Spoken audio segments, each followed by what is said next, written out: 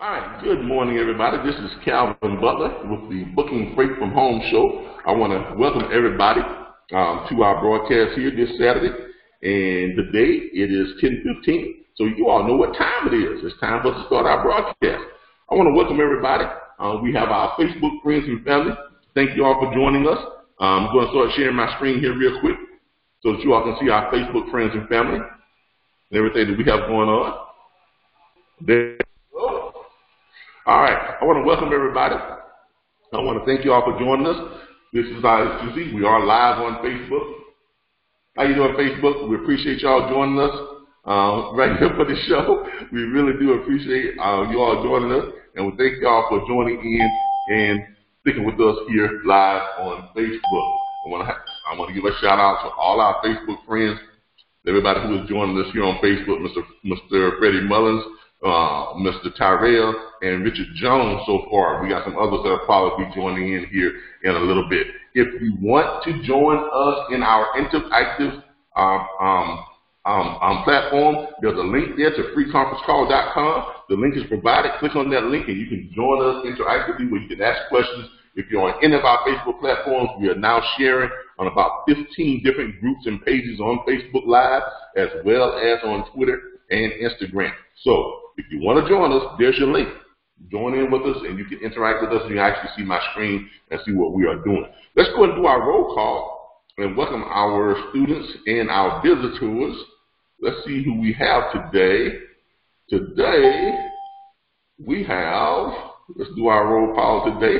All right, we have Mr. James Nelson in the house. Hey James, how you doing? Appreciate you joining us. We have Damien in the house. I don't know about that, but that Damien, I think his real name is Darren Stevens, but he has a call sign of Damien. Yeah, it is Damien. Yeah, but it's the same thing. Yeah. How's everybody doing this morning? And I'm doing great. We have, this is Garrett Devon in the house. Thank you for joining us. K-Mac. Hey, how you doing, K-Mac? Appreciate you joining us today. We have someone from the 919 area code representing. Thank you for joining us. I don't know if you're new or if you're just returning, but we appreciate you joining us anyway. We have Lynn Davis in the house. Thank you, Lynn, for joining us today. We have Al in the house. Is that Al or is that AJ? That's Al. Oh, Carolyn Ramsey. Welcome back. Haven't heard from you in a while. Haven't seen you in a while. Thank you for joining us. Appreciate you coming back on and joining us. We have good morning, Mr. Ellis in the house. Thank you for joining us, Mr. Ellis. We have Denise Bracken. Appreciate you joining us, Ms. Bracken.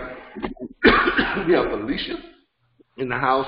Thank you for joining us, Ms. Brown. We appreciate you over at DT Brown.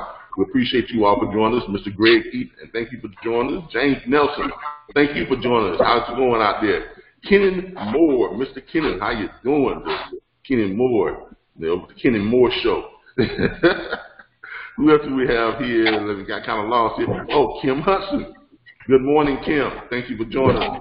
Linda over at Butler Logistics. So that's my favorite name for a trucking company. Favorite name for a logistics firm. Butler Logistics. I know she told me that was her father's call sign. That was his handle when he was driving trucks. So I think that's just great. I love that name, Duckrow. I can say that all in on Duckrow Logistics. Okay. We also have Lynn Davis, Mike, Stacy, Tashawn Gibson. Thank you for joining us. And we've got more and more people joining on. We got Stephanie, and we have more people joining on as we go along. But I just want to give a shout out to all you all and appreciate you all sticking with us and joining us every week. All right, today we have some things to go over. As you all know, the internships that we use, usually how we conduct our day-to-day transactions, business, and everything. A lot of people always want to say, Calvin, how do you run a platform that has almost 1,900 members and more than 400 subscribers, and you manage to manage that network all the time, 24 hours a day, 7 days a week? Okay. I don't do this by myself. Okay, I know I'm the one you all see when you all call up and do your consultations. I try to do all your consultations. I try to answer the calls when the recruitment calls when they come in, because that's how my investor group, that's how they wanted it.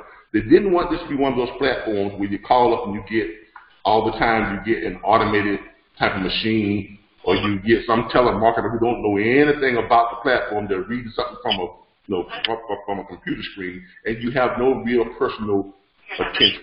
So in order for me to pull that off, we have to have people behind the scenes who do all of the day-to-day other stuff, like monitor my Facebook groups, monitor my Facebook page, respond to you all on Facebook. When you all get responses and stuff, that's not necessarily me all the time. Now, when I come in, you all know it's me. I mean, you all can tell when it's me. But 90% of the time, it's not me who is responding to you in our Facebook private chat groups. Okay? It's one of our intern processes, or one of the paralegals who are monitoring my Facebook pages. Yes, I have a legal team that monitors my Facebook posts and pages because they want to protect the brand of the company. They want to keep us out of trouble. Okay? So they monitor our chat group, and they monitor everything that you all post and what you all say on our chat group. And when you post something that may affect the brand of the company or that may be objectionable, what they do is they will come in and they will, first of all, delete it. Second of all, they will contact you. Some of you can attest to this because you have been contacted. Not saying that you perfectly did anything wrong. There are people who have posted some things that the paralegals have looked at and they deem that either inappropriate, objectionable, or could potentially damage the brand of the RBBS Logistics Learning Center and RBBS Transport LLC. So what they do is they will delete it immediately, and then they will contact you privately, and then they let you know why it was deleted and why they deem it objectionable, and then they remind you of the chat group rules and regulations. Okay. Those same people and the interns that we use interns from 3 universities: Florida State, University of Florida, FAMU. I'm not sure if we still use TCC or not, but that's who we do a lot of our processes through their. They have an internship program that you go into, and they do a lot of work with different companies and things like this, and that is logged on it, and they perform those tasks. That's about 99% of our tasks are performed by interns. Now, here recently, the intern policies have changed. Okay, there are some things that they can and cannot do anymore. As for instance, one of the things that they cannot do anymore is process actual payments. They can't process any type of payment directly for the companies anymore. And that does affect our invoicing, because before we were offering you all the service of us invoicing your carriers for you. Now, because we no longer, well, I'm not able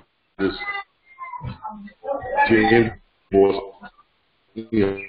all your carriers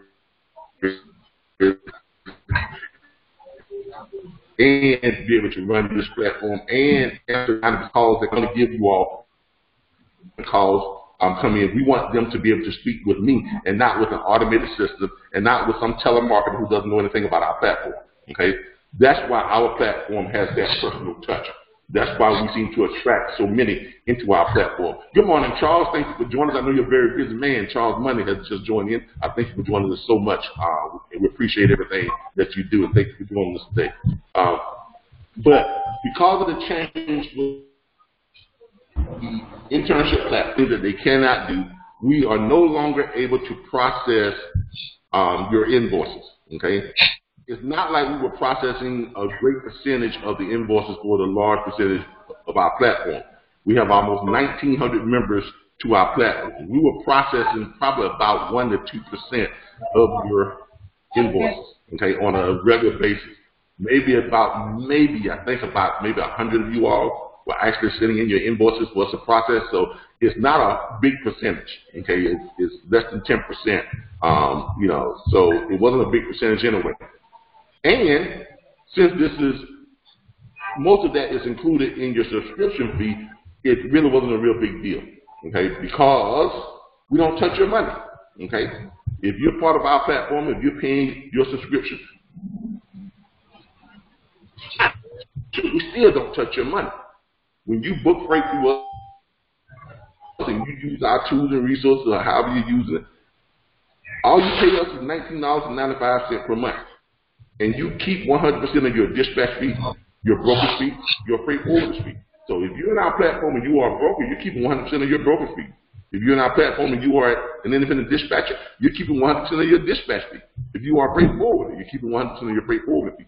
But you still get access to all of our tools and resources, our back office site, our over 100 load boards that we provide you access to, and all the things we provide for you, and you're able to use that and book freight. And that saves you thousands on a monthly basis.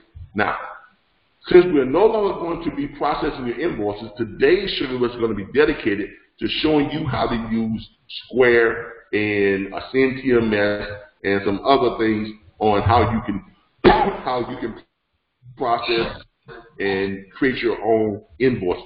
All right, with that being said, let's get over to Square, and we're also going to be telling you all about some new things that we have in our arsenal as well. Okay, let's go over here and look at some of these questions here real quick. Everybody says that they can hear me. Good morning, good morning, good morning, good morning, good morning, good morning, good morning. Thank y'all. Good morning to everybody. I hate I'm missing out. I can't hear anything. Okay, Devon Ellis. Can you hear me now? Is everything else able to? Yeah, everyone is able to hear me, right? Because Devon says he's having a problem. He can hear now. He's having a problem. Okay, I see it now. He says that he can hear now. Great. All right, Devon can hear us now. Everybody is on board. We want to make sure everybody gets on board here. All right, let's go ahead and log into Square so I can show you all some things here too. Into the right Square mode. There we go. Get into our Square. All right. Today we're going to be going over Square invoicing. That's what we're going to be going over today. As you all can see here, with Square you can process your own invoices. And as you all can see here, we have a lot of invoices. We've got about $4,957.72 of outstanding invoices. These are invoices of our members who are due to pay this month. And we have others that have paid, but we have that many that are still due to pay. So with Square, you can set up your invoices to where you can bill your customers. Now, let's look at some of those invoices and how you all can use Square's invoicing to process for yourself. Before we do that, let's go ahead and share. Let's see if I can find this. I did post it up somewhere where we shared our Square with you. Let me find that. Let me find the Square that we shared with you all. As a matter of fact, let me do it this way. Let me go over to our RBBS Logistics Learning Center. It's better if I find it there. As you can see, we are live on that page too as well. Let me find the Square. It's our new consultation. And I know I shared it. Oh, there it is right there. All right. Let me go ahead and share this with you all so you all can get this. And I'm going to share this with you all. Okay? Give me a second here.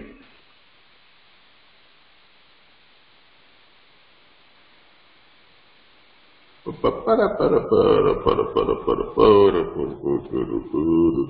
right.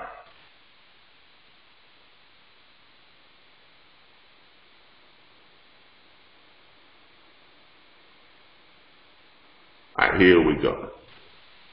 Save this, and let me share this first of all with our group. All right, if you don't have Square yet, here is your invite to get onto Square.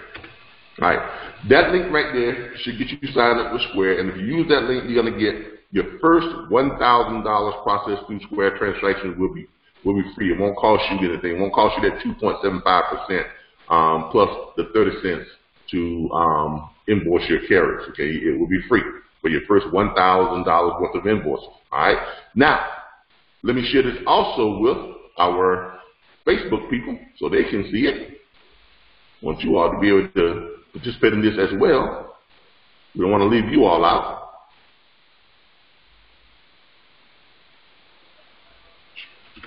Okay, hopefully we got that shared with you all on Facebook. I think we got that shared with you all. Let me go back and double check this on our Facebook page. On my other page, make sure it got shared out. It should have. If it didn't, let me share it on here as well. And there it is.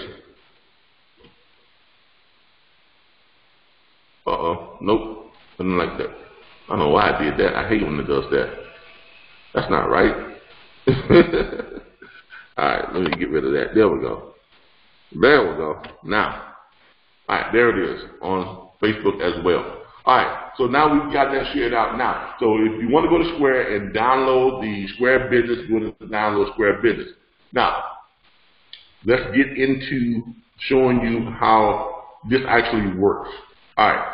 If you're going to be using Square to invoice your carriers, once you get into Square and get your Square account set up, and by the way, Square doesn't charge you anything up front. I love Square.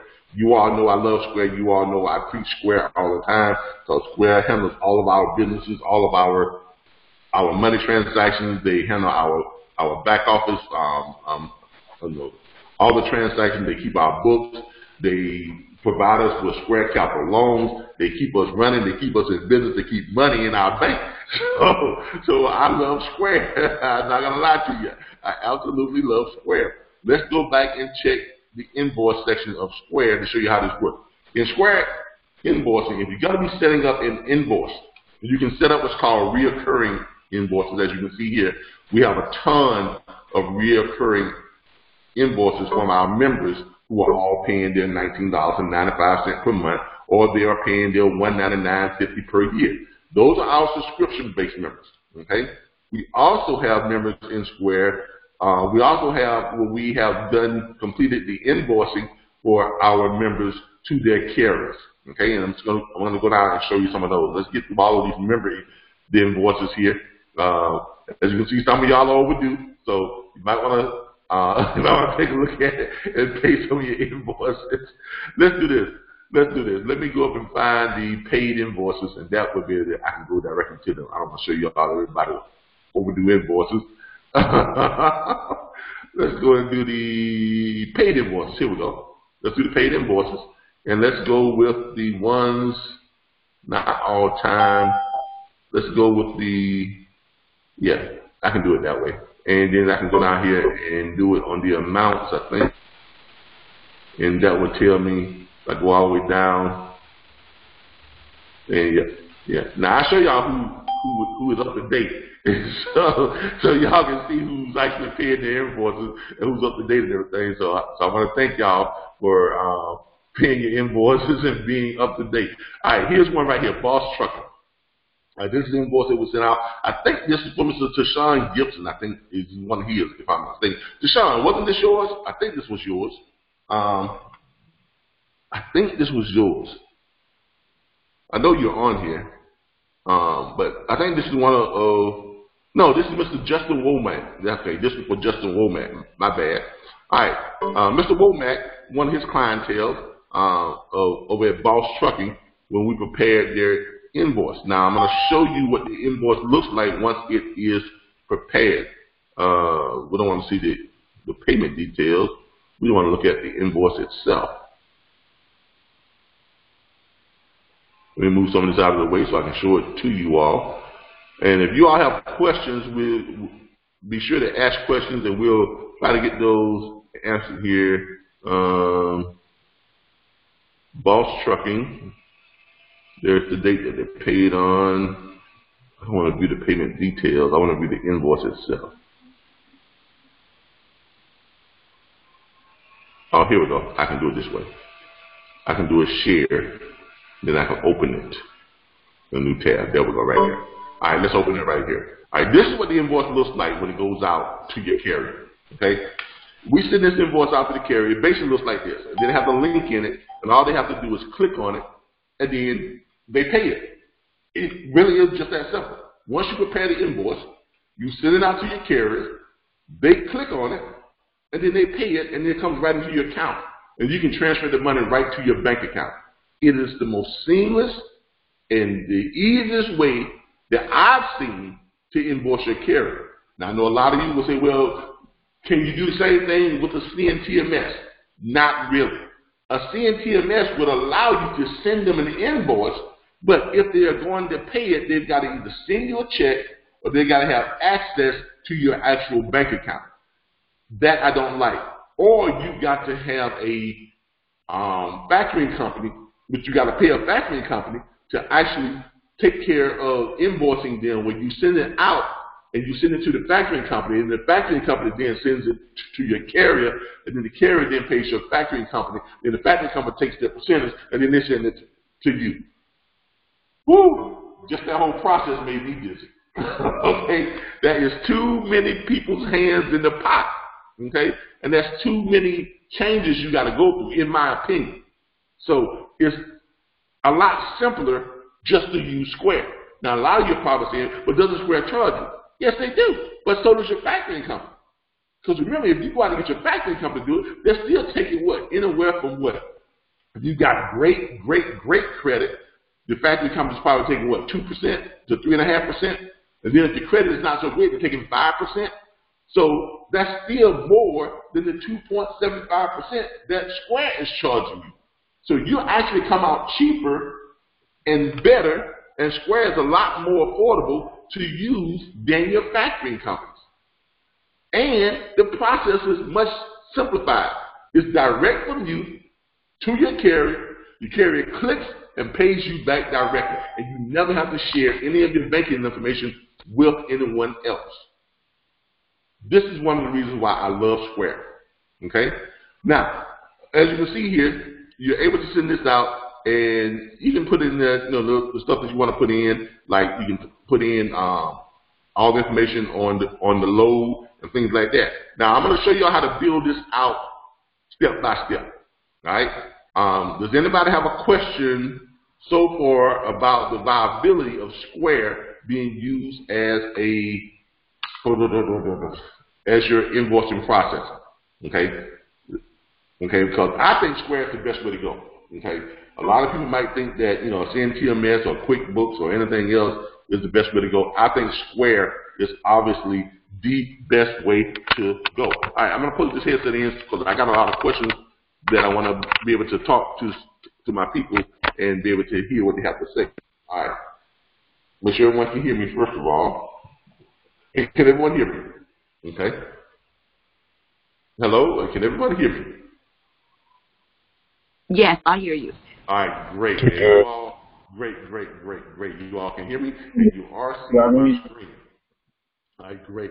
All right, let's go back and let's look at how you actually set Square up. All right, let's get done. That's done. Let's set Square up. Let's show you all how to set Square up. All right, if you're going to, let's say, do an invoice, let's go ahead and create one real quick. We're going to create a mock invoice. I'm going to show you all how this works. We're going to create a mock invoice. Let's build an invoice. All right. Once you're in the Square, okay, first thing you're going to do is you're going to go over here. You're going to click on, you're going to find your invoice. You're going to click on where it says invoices, okay? Then you're going to come over here and you're going to do what's called create an invoice, okay?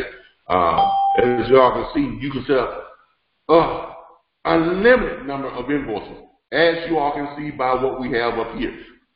This month, we've had this many people to pay their little $19.95 per month on the invoices. We still have this many people left that still has to pay their invoice. So Square keeps track of all that. They keep track of everything for you. That's why I love it, because it's seamless.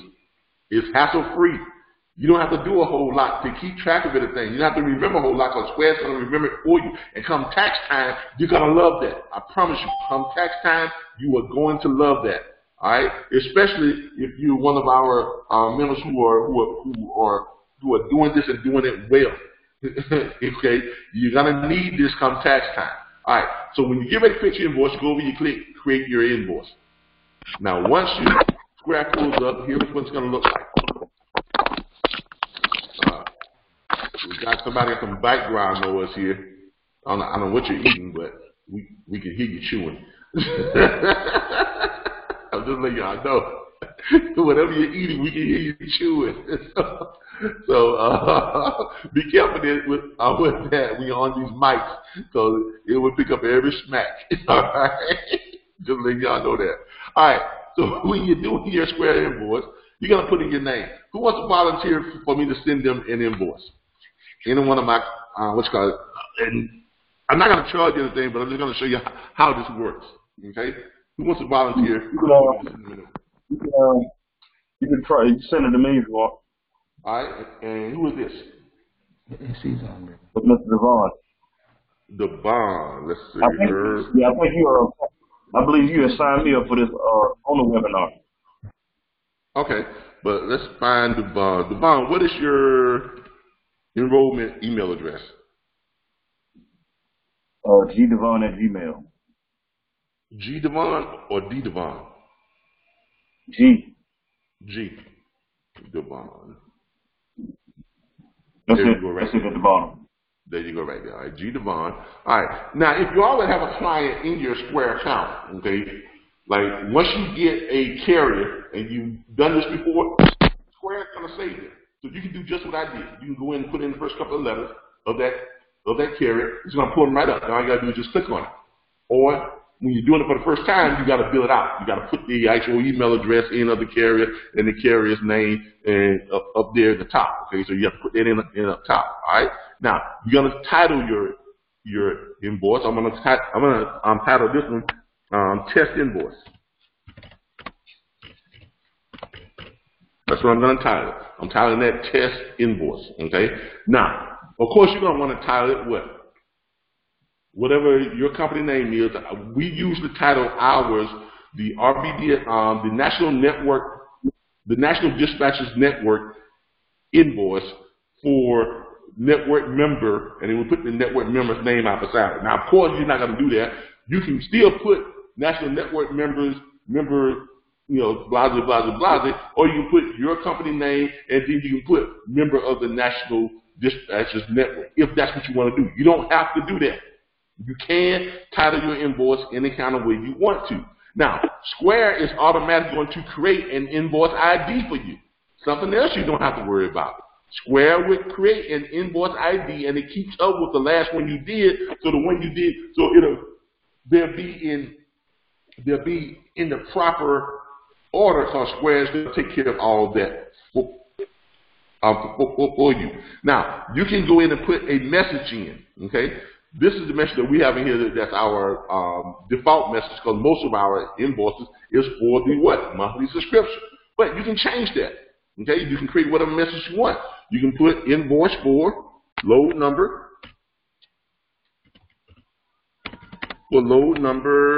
test. No, that's what we're going to put right now. But you can put invoice for load blah blah blah blah, or you can put invoice for pickup at such and such and such. Now, what we do, as you can see here, as referenced in this invoice, this is how we do it. In the message area, here's what we put. You can put all this in the message area, okay? As you see here, up here where it says the name of the invoice, we put up here, low invoice billing from RBBS National Dispatchers Network member Justin Womack. And then Square generates that invoice number like we just showed you. They generate the date, okay? Then we come down here and it's going to have the customer's name. Just like we put in the customer's name, that's what's going to be there. Then in the section right here that we're talking about, see right here, this section right here, the message section, you can type all this in. Okay, you can put as much stuff you wanted to in that message section, that section as you want. We put the information to let that carrier know that this is a valid invoice by reminding them of how this whole process took place and how it went down. As you can see here, it basically says our records indicate that you completed a load that was provided to you via RBBS National Dispatchers Network member Justin Womack. The load number and the pay number was blase blase. We have it right there. Load info. We put the pickup, where it picked up, where it dropped off at, how many miles it was, how much weight it was, and we put the rate, the confirmed rate of what the load was. And then we remind them, per our dispatch agreement, 10% of the load fee is the agreed upon fee for this service. Please remit payment in the amount of, and that's, 10% would have been $195, conveniently via credit or debit card. And we send it out to them, and it comes down here, and then we put in the pay number, we put in the pay with the number, we put in the subtotal, we put in the total, we put in the payments on Visa or credit card, and then we come down here and we attach. Now here's what we do. We attach the BOL that they sent in. We attach the dispatch agreement that they sent in, and we attach the confirmation rate sheet that they sent in. And just to show you what all that looks like, when they get it, all they got to do is click on it. See, and they click on it, and it pulls up their BOL. So it lets them know that this is a valid invoice. Okay? It also, now this also serves to do what? Help them to be honest and pay you what they owe you. Because they see here that you got all the evidence you need in case they decide to go, no, I'm not paying you, or I don't remember this. You got all your evidence. You got all the paperwork.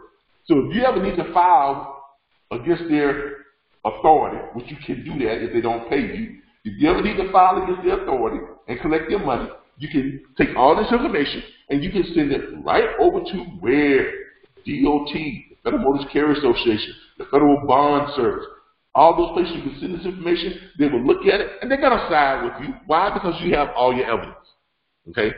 You have all your evidence. You have a signed dispatch agreement. You have a signed BOL.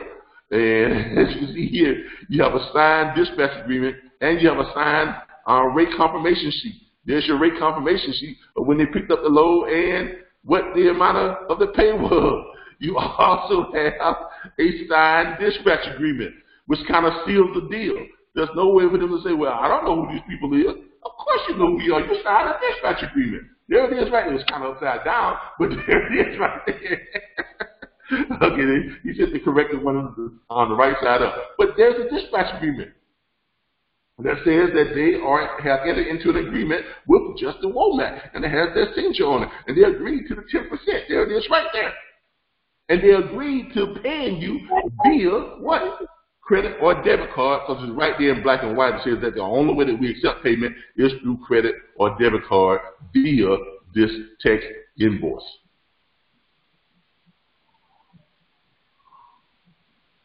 I love Square.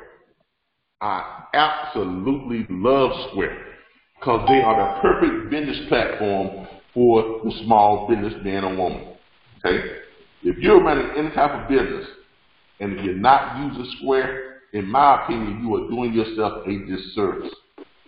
Okay? Anybody have any questions on how to set this up, on how to go about setting this up? Now, I'm going to go through this real quick. Well, not real quick. I'm going to go through the actual process and send him this invoice. Now, once you got that part set up, you're going to put in your method. You're going to put send by email or send manually. I always put send by email because when you finish this, all you got to do is click send and it's going to send it for you. And it's also going to set up reminders where it's going to, if they're overdue, it's going to send them a reminder every 5 days. Or every 7 days or so like that. It's going to send them that reminder. Your invoice is due. Your invoice is due. Your invoice is due. Okay? It's going to do that automatically. So it's not like it's something you got to remember to go back in and do. Now, you can go back in and do it manually yourself, but Square is going to take care of making sure that they are reminded of that invoice. Not only that, Square is going to report back to you and it's going to tell you if they even looked at the invoice. So if you want to know if this person is just dodging me, you go back in, you look at your Square report, and it says they looked at it, tell you what date and time down to the second that they actually viewed the invoice. So that way, if they haven't paid you yet, you know that they are just dodging you. So it's not like they haven't seen it. They've seen it. They're just dodging. Okay. Now, if they haven't looked at it, then you know that there may be a problem. You may want to give them a call and say, hey, we sent you an invoice back on such a date. Have you checked on it? This is just another reason why I love Square. Okay, because they have these redundancies that's set in place to make sure that you can collect on your money. All right. Now, I always put by email. Now, if this is a one-time thing, like if this is a carrier that you're invoicing on your load, you want to put one time because you're not going to send the same invoice out to them every time. Yes, they may be running other loads, but the amount is going to change. Now, if it's a recurring, like with our monthly subscription, you're going to click reoccurring. Like if someone is set up on a monthly recurring subscription plan with you or something, that's when you click the reoccurring. But this, if it's an invoice from your carrier, you're going to click the one time. And then you're going to decide what the due date is. Now, if you have already contacted the broker, and the broker has already notified you that that carrier has been paid, that the factory company has already paid that carrier, then you may want to put pay due upon receipt. Okay? Which means once they receive it, it's due. Now, what I normally do is I usually give them a couple of days. But I try not to press the carriers right away to pay me that money like, hey, pay me my money right now. That's not what I do. I'll come down here and you can choose a date. I will put down here, let's say, like if the day is Saturday, I'll probably give them until Wednesday. I give them, 2 business days to actually get this taken care of. So today is Saturday, tomorrow's Sunday. That means they have Monday, Tuesday, and then Wednesday is due. Okay? That's how I normally do it. Or you can choose, like in 7 days, in 14 days, or in 30 days. A lot of you all know if you're signing up with us and you're getting our subscription-based membership, you'll notice that your payment is not due until 14 days later. That's because we come here and we click 14 days. And then your invoice is due in 14 days. So you get actually the first 14 days with our subscription free of charge, and then you're charged 14 days later. But if you're invoicing your carriers, you can pick your actual date. So you can pick your date in 4 days. If it's a weekend, I give them 2 days. But that's totally up to you how you want to do your own invoicing. Okay? All right. It says that this invoice and any attached files will not be emailed to your customer, but can be shared via a link once it is created. To learn more about this now, we're going to show you how to do that. Okay? Because why? Because you're sending it via email. It's a one-time. It's going to be sent in 4 days. Now, it's going to be due in 4 days. Now you come down here and you create your line item, what the invoice is actually for, and what they can click on and pay for it at. All right. You're going to create your line item down here. We have our stuff already built in. Veterans upgrade, ultimate job fair, dispatch invoice. All right, here we go. This is basically what this is for. It is a dispatch invoice. Okay, so you can put just whatever you want to put, but we put dispatch invoice. Okay, put your price in. So what the invoice is for? I'm gonna put here, I'm gonna put here 0.01 cent. Because I gotta put something in there. Right? And I'm gonna put down here in the note section, test invoice. All right, test invoice, and then you can put down, and it's gonna be a regular invoice. Now see up there has dispatch invoice. Now, what you can do is this. Remember, when we do this, we usually put the pay number. Okay? That's the area right there you see right there where it says, that right there, that pay number, if you got that from your confirmation rate sheet, if you got a confirmation rate sheet, which you should have, and you should be attaching that confirmation rate sheet to this invoice, you should copy and paste the pay number or the confirmation rate number, right? Or the load number, preferably the load number or the pay number. That's the number you got on your confirmation rate sheet that shows what the load was. You put in the load number. So that way there's no question about what this is for. I usually just put the load number or the pay number. Once you put that in, then you can go back. But for this purpose, we're going to put this right here. But normally we will put the load number or the pay number, put that in, then it calculates everything for you right down here, right? Then you can click schedule payment reminders. Always click. Does someone have a question? All right. I always put schedule payment reminders. As you can see here, what it's going to do is going to say 7 days before due date. It's going to send them a reminder on due date. Then it'll say 1 and 3 days after due date. So it's going to send them a reminder 7 days before the due date, if the due date is longer than 7 days. Now, if due date comes and it has gone and they haven't paid, a day after that due date has passed, it's going to send them another reminder. And then 3 days later, every 3 days after that, it's going to send them another reminder. And it's going to keep sending a reminder every 3 days, okay, until they pay. So you don't have to harass people. Square will do it for you.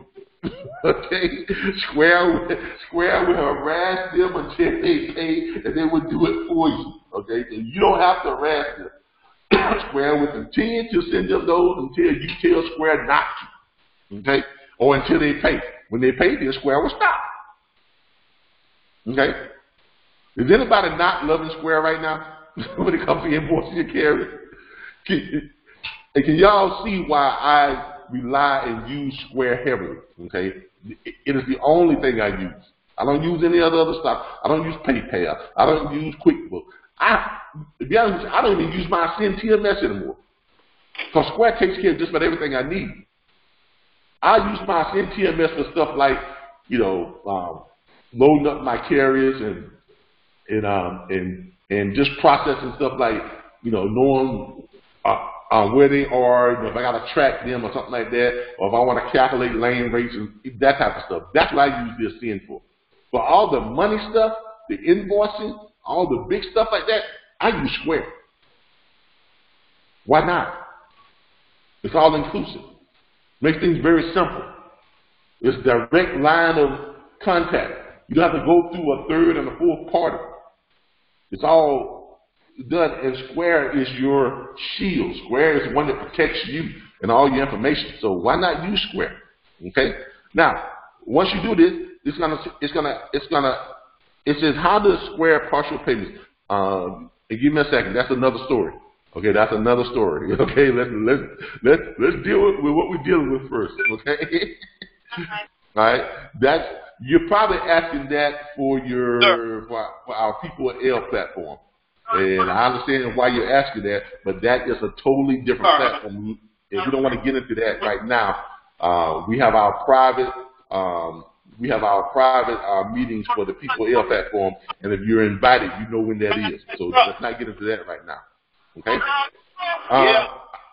I'm going to mute you all because someone is having a conversation with someone, and it's interfering.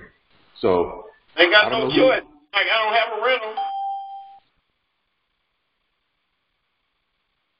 Okay. Somebody's on there talking about they don't have a rental. Yeah, I told y'all we hear everything y'all say. So now if you want to say something, you're gonna have to unmute yourself. Okay, because I try to leave y'all on the open mic, but you all have to remember if you're on that open mic, mute yourself before you go off having these side conversations or these other conversations, or you can try to go to another room. These mics will pick it up. All right, just remember that. All right, so let's see here. All right, but we'll deal with the partial payments either in our private meetings for the People at L executives. If you are a People at L executive, you know when that is, and you know when that's supposed to be. We don't broadcast that, but we'll go over that with that then, because you don't need partial payments in this part of it if you're invoicing your carrier. Why would you want a partial payment from your carrier? You're going to want your full payment. Okay, you're going to want your money from your carrier. All right? All right. Where were we? Oh, yeah. you're gonna want to attach. You come out here where it says attachment. This is where you attach your documentation. This is where you're going to click and you're going to attach. It's going to ask you to pull up the attachments. You're going to go to your documents and you're going to pull up your attachments and your documents and things you need to attach to your If you're attaching your invoices, if you're attaching your what's the thing I'm thinking about? If you're attaching your rate confirmation sheet, if you are attaching your what's the other thing? Your rate confirmation and your BOL. Thank you. Your BOL and your dispatch agreement. This is where you will take care of that. You will take care of that here. Okay, you attach all that there, attach all your proof and everything, and you'll send that along with your agreement. Okay.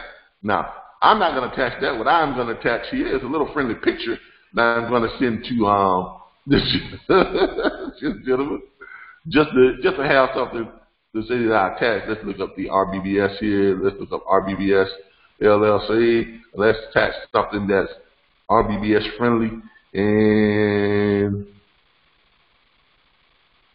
attach our little RBBS little friendly thing here from RBBS. Anything. We got all kind of RBBS branding stuff here, as you can see. That's a good one. Let's attach that. All right. So we're gonna attach that. All right. So now we've added our attachment. All right. Now let's send our invoice. Everything has been taken care of. You come up here. Now you see where it says you can preview it. You can save as draft, right? Or you can create it. Now, let's see here. One time, send by email. Make sure we got everything in. All right, let's preview it. You preview. We got a problem here. The amount is has to be greater than $1. That's why I wouldn't allow me to send it. All right, I'm going to send you a $1 invoice. You ain't got to pay it. I'm going to cancel it later. You don't have to pay it, but I'm going to send you a $1 invoice, okay? Let's go ahead and change this real quick. Let's go back and change that. Let's edit that invoice and send you a $1 invoice. Let's send you a $1 invoice.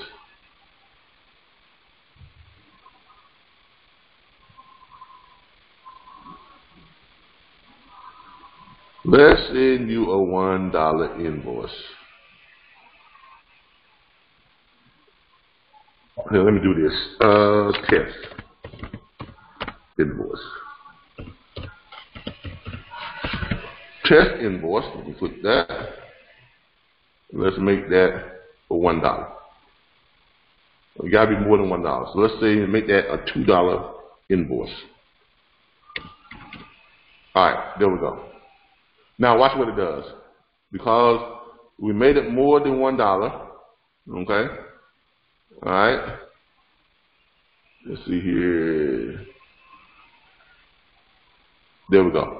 Invoice preview. See, now it's updating the logos and all that type of stuff. It does all that stuff for you, as you all can see.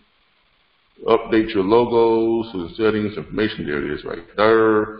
Logo. There's the invoice. Test invoice. Send over to your invoice test. Invoice subtotal $2. Blah, blah, blah, blah. All right. We're going to close it. Right? And we're going to create the invoice. We're going to save it. Draft. And then, all right, we've got to say that's a draft. Now, we can go back in and we can pull this up. Pull up your drafts. There it is right there. That's your draft. Right?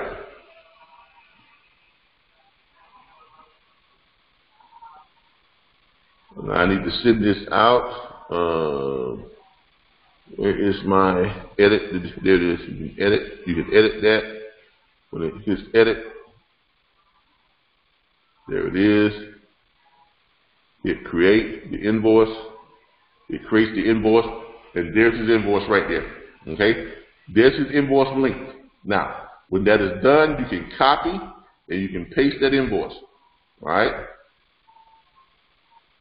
Now I'm gonna send this out. Now I don't want any of you all to pay this, but I'm gonna send this out to all of you all so you all can look at it, okay, and see what this is like, and see exactly what this looks like, okay. Now all of you all will be able to click on this and be able to look at this invoice, okay, and see exactly what it looks like. Now, no one pay this. Don't pay this invoice, okay? Hold on. That's the wrong thing. That's the wrong thing. That's not what I'm trying to do. I don't want anyone to pay this invoice now. So please don't pay this invoice, okay? I'm going to copy and paste this. Oh, yeah, where I won't. All right. I need my $2. Yeah, I don't want all y'all sending me $2. I gotta send these refunds back. Now this is just a test. I want you all to be able to look at this and see what it looks like. Now there you all have it. Now, everybody has the invoice. Now it's gonna send you an email, right? Yeah, it's also gonna send you an email too, but you can click on this as well. All right. So now it's done. Okay. The invoice is done. It has been sent out. It has been created. Okay. It has been created and everything. And now, of course, you all can actually click on that and look at that invoice. And this is what it looks like. When you click on that invoice, here's what it looks like. This is a live invoice, and it shows you exactly how it looks. See how that looks right there? That is what your carrier will get. Then we'll get an invoice from you that has your name up the top. It will say new invoice. It has the amount, the due date, tells them what date it's due on, right? And all they got to do is click, right? Right here, they can put in, or they can put in, they can click here if they have Google Pay. If they don't have Google Pay, they can pay within the debit or credit card. They come down here and they put in what? Their card holder's name, the card number, just like they do with any other transaction. They put all the information in and they click pay. It comes down here and gives them the details of the invoice because they have everything. It gives them Kevin, the details. Kevin, can they also pay? Can they pay also? I know that you put Google Pay and then or credit card. Can they also do like Western Union or money order? No. It tells you what they can do right here. Okay. It tells you buy with Google Pay or billing information, blah, blah, blah, blah, pay with what? Visa, MasterCard, American Express, and Discover cards are accepted. All that other stuff, no. No Western Union, none of that other no stuff. Check, nothing. So they can pay with a check. Okay. No checks, no nothing. Now, if you want to accept checks, you accept checks. Look, I don't advise that. Look, every carrier has a debit card.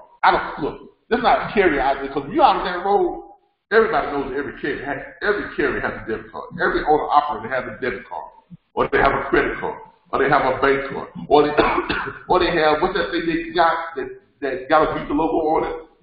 I think I still got it in my wallet. It's a card that they give all the owner operators that they get if you're pulling for a company. What is that card? Y'all know what I'm talking about. I think I still got the doggone thing. But you can use it just like a credit or a debit card. You can pay with that. Let me see if I still got it in my wallet. The EFS card? What kind of card? Like a COM data card? Thank you, a COM data card. Because your COM data card has a Visa logo on it or a MasterCard logo on it. They can pay with that. As long as it's got a Visa or a MasterCard logo, they can pay with it. So every owner operator has a way to pay this by credit or debit card.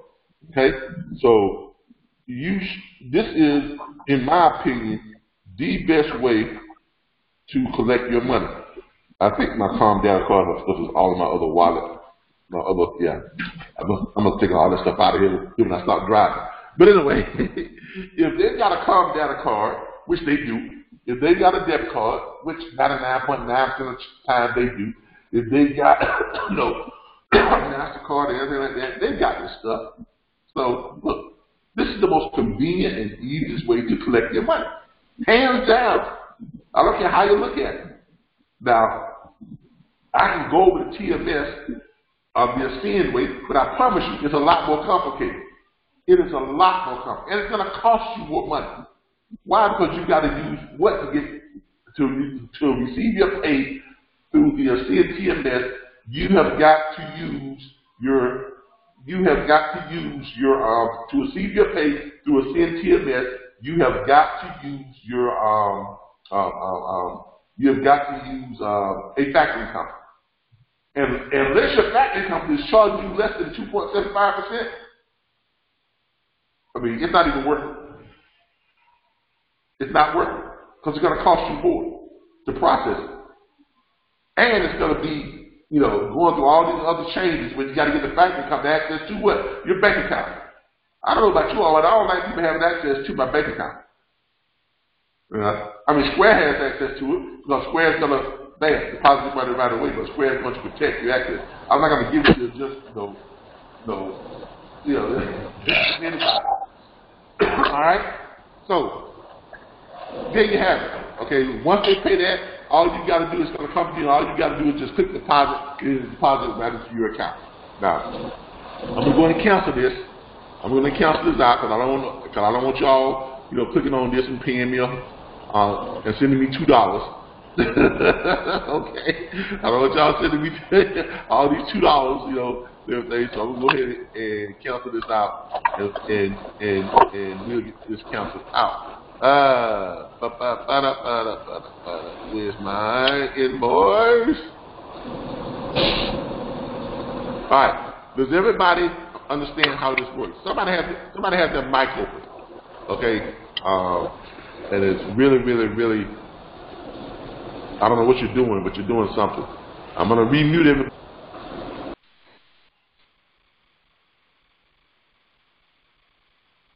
All right.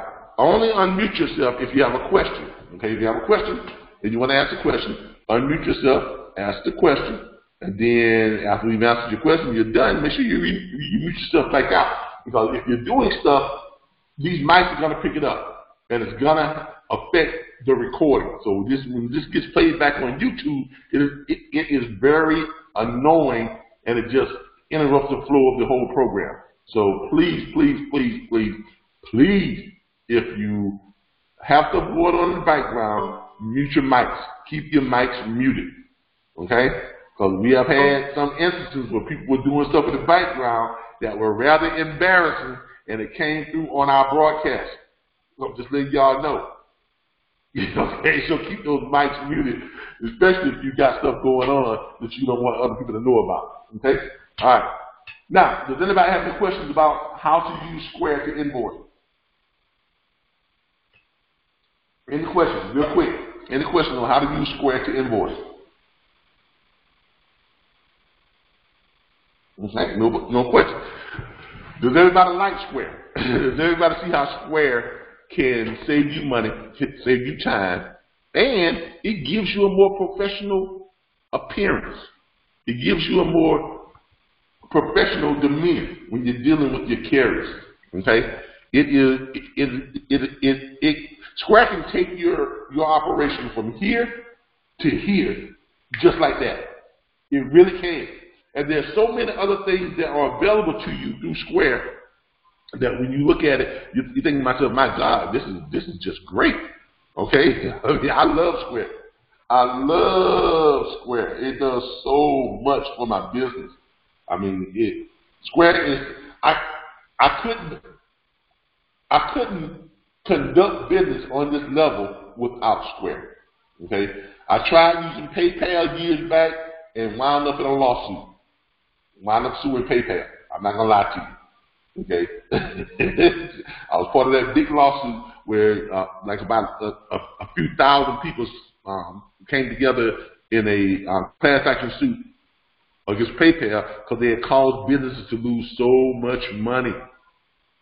Literally. My business, I was out almost $27,000 with PayPal. And wound up suing, and of course we won the lawsuit and got my money back. and some. So just remember, that's why I switched over to Square. Okay, not trying to badmouth PayPal. I'm not telling y'all anything that's not public knowledge that you can't go on Google and find. You can go on Google and find it. It's there, so it's not liable. It's not badmouthing PayPal. PayPal knows what they did. so you know, that's just how and that's just all it is. All right. Okay. All right. So that's how you use Square to invoice your carrier. Now, for those of you who are part of our P4L platform, tomorrow or sometime or another on our other conference call, which is the secret line, and it's not the same platform as we have here. It is a different one. So you all know how to get your logins to that, and we will go over how to do what's called split payments, or how to do, you know, partial payments. If money comes in, you want to, instead of depositing all into your account, you want to deposit some here and some here. Okay, you'll be able to do that. Okay, and we'll show you all how to make that happen. Okay. Woo. All right. All right. Yes, it is. Lorinda said PayPal is very messy for business with the little devil. Yeah, you're right about that. I mean, PayPal is good if you just want to, you know, if you got yourself a little, you know, small side business or whatever, you want to be able to collect money here and there, I mean, that's fine. But if you're doing stuff on a big scale, on a large scale, business-wise, I would go with Square. Okay. They just make things a lot easier. Not only that, they've got the payment things that they're sending out where you can, you know, run your business from wherever you want. They got the Square terminals. They got the Square cash registers. They got the Square appointments, which brings us to our next thing that we need to go over. We have some new services. Let's go into our new services and tell you about our new services. We have some new services. Our new service is called Square Appointment. As you all know, one of the services that we provide for our subscription members, if you are paying your subscriptions of $19.95 per month, or if you are a yearly subscriber, you get included with your subscription our toll-free consultation hotline, where you can call us up and schedule your consultations. Okay? And normally, this is how that would normally look. Your consultation, you would usually just call us up and you schedule your consultation. Let me go in here and find that on our consultation hotline. Oh, okay, here we go. Kevin, can you please go back in the your first page on the Square under the categories? I was just curious to see some stuff. As to what? Where before you click the appointment, where you open the this. Hold on. Go back again. What are you looking for on the Square categories? Yeah, before you click on the appointment before you were going to talk about the appointment, to schedule appointment. Okay. What are we looking for? Because I'm back. Yeah, there was a category I was looking for. I think. Okay, go back on your home page. Okay, there we go. That was it. So it's under the home page, right? What, your categories? Correct. Yeah, Square. Your categories are always going to be up here. You can go to home, or you can go right here. Right here, you see that up top right there? Correct. Square is going to give you like a placement page where you can do you can quickly look at stuff. You can quickly look at your Square capital, see how much money you see owe Square on your loan that Square gave you, because Square gives us loans. Square gives you what's called working capital loans. They offer you working capital loans, and they tell you how much. They'll tell you how much money is left on your working capital loan. Okay. Correct. And then they give you an area that tells you who hasn't, or how much money Outstanding invoice. Yeah, of your invoices is left to be paid. Then it tells you who has paid, your active reoccurring invoices, and who has paid, or whatever it may be. Then it tells you if you got any deposits for today that you have not deposited yet. And it goes, just little quick things that on the table. Gotcha. A snapshot. Then up here, where you see the little area here, if you click that, then it pulls up all the other things that you can access with Square. Okay. Okay. All right. So let's go down here to the Square appointments. All right. If you're now, as you all can see, we have a service where you all can schedule your appointments. And before, you were only able to, let me go ahead and let some people here join our page real quick. Someone's trying to join us. Oh, truck freight train. Hey there, I see you. Go ahead, let us join. All right. But before, this is our Square appointment page now. We have private consultations, okay? Before, the only way to schedule this was for you to call in, hit 0, and over the phone, schedule your consultation. Now, you can go in and you can schedule your consultation by just clicking on our consultation link, okay? And I sent this out to everybody who is a part of our platform, okay? We sent it out. Square allows you to do that kind of stuff. You can do what's called Square marketing, where you can send out like a mass marketing, campaign where everybody gets your thing or something you're trying to put out. All your customers, whoever is part of your Square contact list. All right, but now instead of you all just having to call and schedule your consultation, you can click on it and you can schedule it online. Okay, it pulls up our consultation page. This is our new consultation page. As y'all can see, it's also on our Facebook page. It's also in our chat group. It's on several groups on Facebook, and we're going to be putting it on our networking page too as well. It's going to be added to our corporate page. But this is our Square consultation and booking center, where, as you can see, we have different hours. Our hours have changed. We're closed on Sundays. No, so I'm letting y'all know now. I'm not taking any calls on Sundays. We're not processing anything on Sundays. Sundays is closed. On Saturdays, I say we are closed, but we are only closed on Saturdays. But we are doing our broadcast every Saturday. I don't want any calls coming in on Saturdays doing our broadcast. I don't want to do it. Before I have, and I still get them sometimes.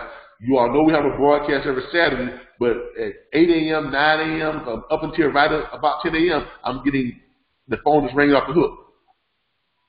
I can't prepare for the broadcast if the phone is ringing off the hook. Just remember that. And we are closed on Fridays. And here's why. We are not going to be answering any more calls or anything. We're not going to do anything on Friday, because if I am busy all week doing consultations, answering recruitment calls, answering calls that you all call in on random just to ask questions about something or anything. If I'm doing that, guess what I'm not doing? I'm not updating the website. I'm not updating your profiles. I'm not updating your some stuff that we are long overdue that we need to get done, but I haven't been able to get them done. Why? Because I'm on the phone 24 hours a day, 7 days a week. Yeah, I'm just letting you all know. I can't do a lot of this stuff if I'm on the phone with you. So with that being said, we got to set some parameters here, okay? Nothing goes on Friday, because Fridays is my day to work on everything that I need to do for you all. I need to update you all's, everybody should have their updated phone numbers, email addresses, and stuff for your profiles, okay? I spent most of the day and up late last night doing just that. Okay. We're also going to be scheduling we're going to be updating your directory. I've got to build a new directory page. Why? Because we reached our max capacity on which to add more of you all to the directory. That's why there's a few hundred of you all that have not been added to the web pages directory yet, because we've got close to 1,900 members now. I mean, that's a lot of people. That's a lot of firms to add to a page. That page will just never stop. So I've got to find a way to convince that, be able to put all you all in a kind of a Rolodex style, so when people go through, they can just kind of scroll through you, okay, and then pick the one they want. So I've got to, and that takes time, okay. I have to spend time actually doing that, and I can't do that if I'm on the phone or if I'm answering the phone every 3 to 5 minutes with random calls. And a lot of the stuff that you all are calling about is stuff that you could go to the chat group to find your answer. It's stuff that you could go to your videos and find your answer. It's stuff that you can go to the logistics library that we provide for you in the back office to find your answer. Okay? If you're calling to ask me what does such and such mean, there's no reason for you to call me and ask me about what does this mean, or what does a term mean, or when they say this in trucking, what does that? We have a logistics library for that. You go to your logistics library and you put it in, and it tells you what it means. Okay, this is why we put the logistics library in here, and there it is. Okay, so a lot of the stuff you all are asking for, and you're asking, it is right here. If you just do a little research, just use your back office. Okay, that's why we have this back office. We have a area here for trucking industry library, terminology. Okay, a glossary of terms. We have another dictionary of trucking terms. We have a freight shipping dictionary. We have logistics 101. We have logistics blog. Trucking news. How to profit from cheap freight. Lane distance. All different type of stuff that we provide for you so you can get the answers you need when you need it. Okay, you don't need to call and someone directly to get these answers. If you just do a little research, that's what running a business is. Because remember, you all don't work for us. You are running your own business. We simply provide you with the tools and resources and the access to things that allows you all to be able to build your network, build your book of business, and run your business effectively and more affordably. That is what we do. Okay? Okay? That's what we do. Okay? So just remember that. Okay. Also, I want you all to remember this. Let's go to your back office tools and resources. In your back office tools and resources, and this is especially for you new people, okay, for people who are new to our platform, the very first thing you should be doing, and we're going to get into show you what I need to show you, but I need to cover this. The very first thing you should be doing when you come to our platform, before you do anything else, after you've got your approval, after going through the process of getting your setup and everything, and you get into your back office, you should stroll past all of this and go right here where it says, start with this video. It's blacked out, but this is where you need to start. Okay, if you don't do anything else, this is the first thing you need to do. Now, when you do this, get you a pad and pencil and take notes. This video will basically explain to you where you need to start. This video will explain to you what videos you should be watching, because we have almost 90 videos in our video library right now. Okay, you don't need to watch all 90 of our videos. Okay, because come on, you don't need to do that. Half the videos that we have were from when we were brokers, and they don't really apply to more than 70% of you. Now, if you are a broker, if you are a bonded broker, yes, go back and watch those broker videos. If you are operating as an independent dispatcher, you don't need to be watching the broker videos, because they don't apply to what you are doing. So this video will tell you which videos you should be watching. Take notes, write them down. This video will also tell you what to do first, second, third, fourth, and fifth. This video will also tell you what all of these where all of your tools and resources are and what each one of them means and how you are to use them. Okay? So you take those notes. When you finish watching this video, go back, right? Go to your video library. When you finish watching this video, go to your video library. If you click on it, where it says this video, it's going to pull it up. Go to your video library and watch the videos it told you to go watch before you do anything else. Do that. Take notes from those videos. Okay? This is your video library. This video here will tell you which one of these videos you should be watching. It's going to be about 10 to 15 of them. It's going to tell you which one you should concentrate on.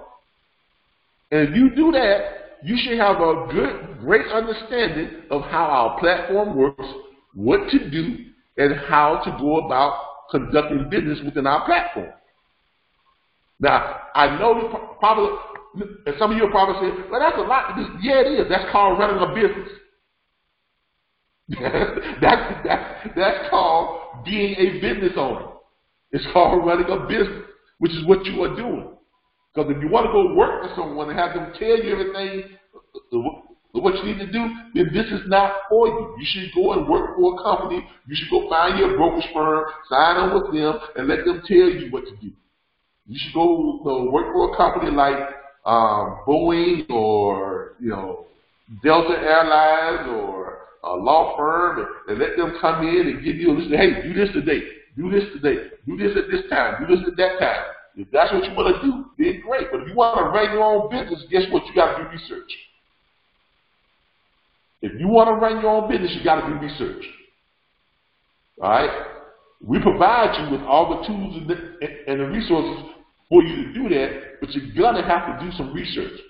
You're going to have to learn your craft. You're going to have to, get out there and figure some things out, on your own if you're going to want to run your own business. Okay? Because this is not, you don't work for us, so you don't call us up with every little thing you need. Do a little research, and then if you have questions, go to your chat group. Ask questions. If you still have questions, tune in to on the shows like today, and when we have our Q&A, instead of just keeping quiet like a church house mouse, ask questions. Ask questions. Ask questions. I get questions all week long. And then when I come here, we have our Q&A, I say, all right, let's have questions.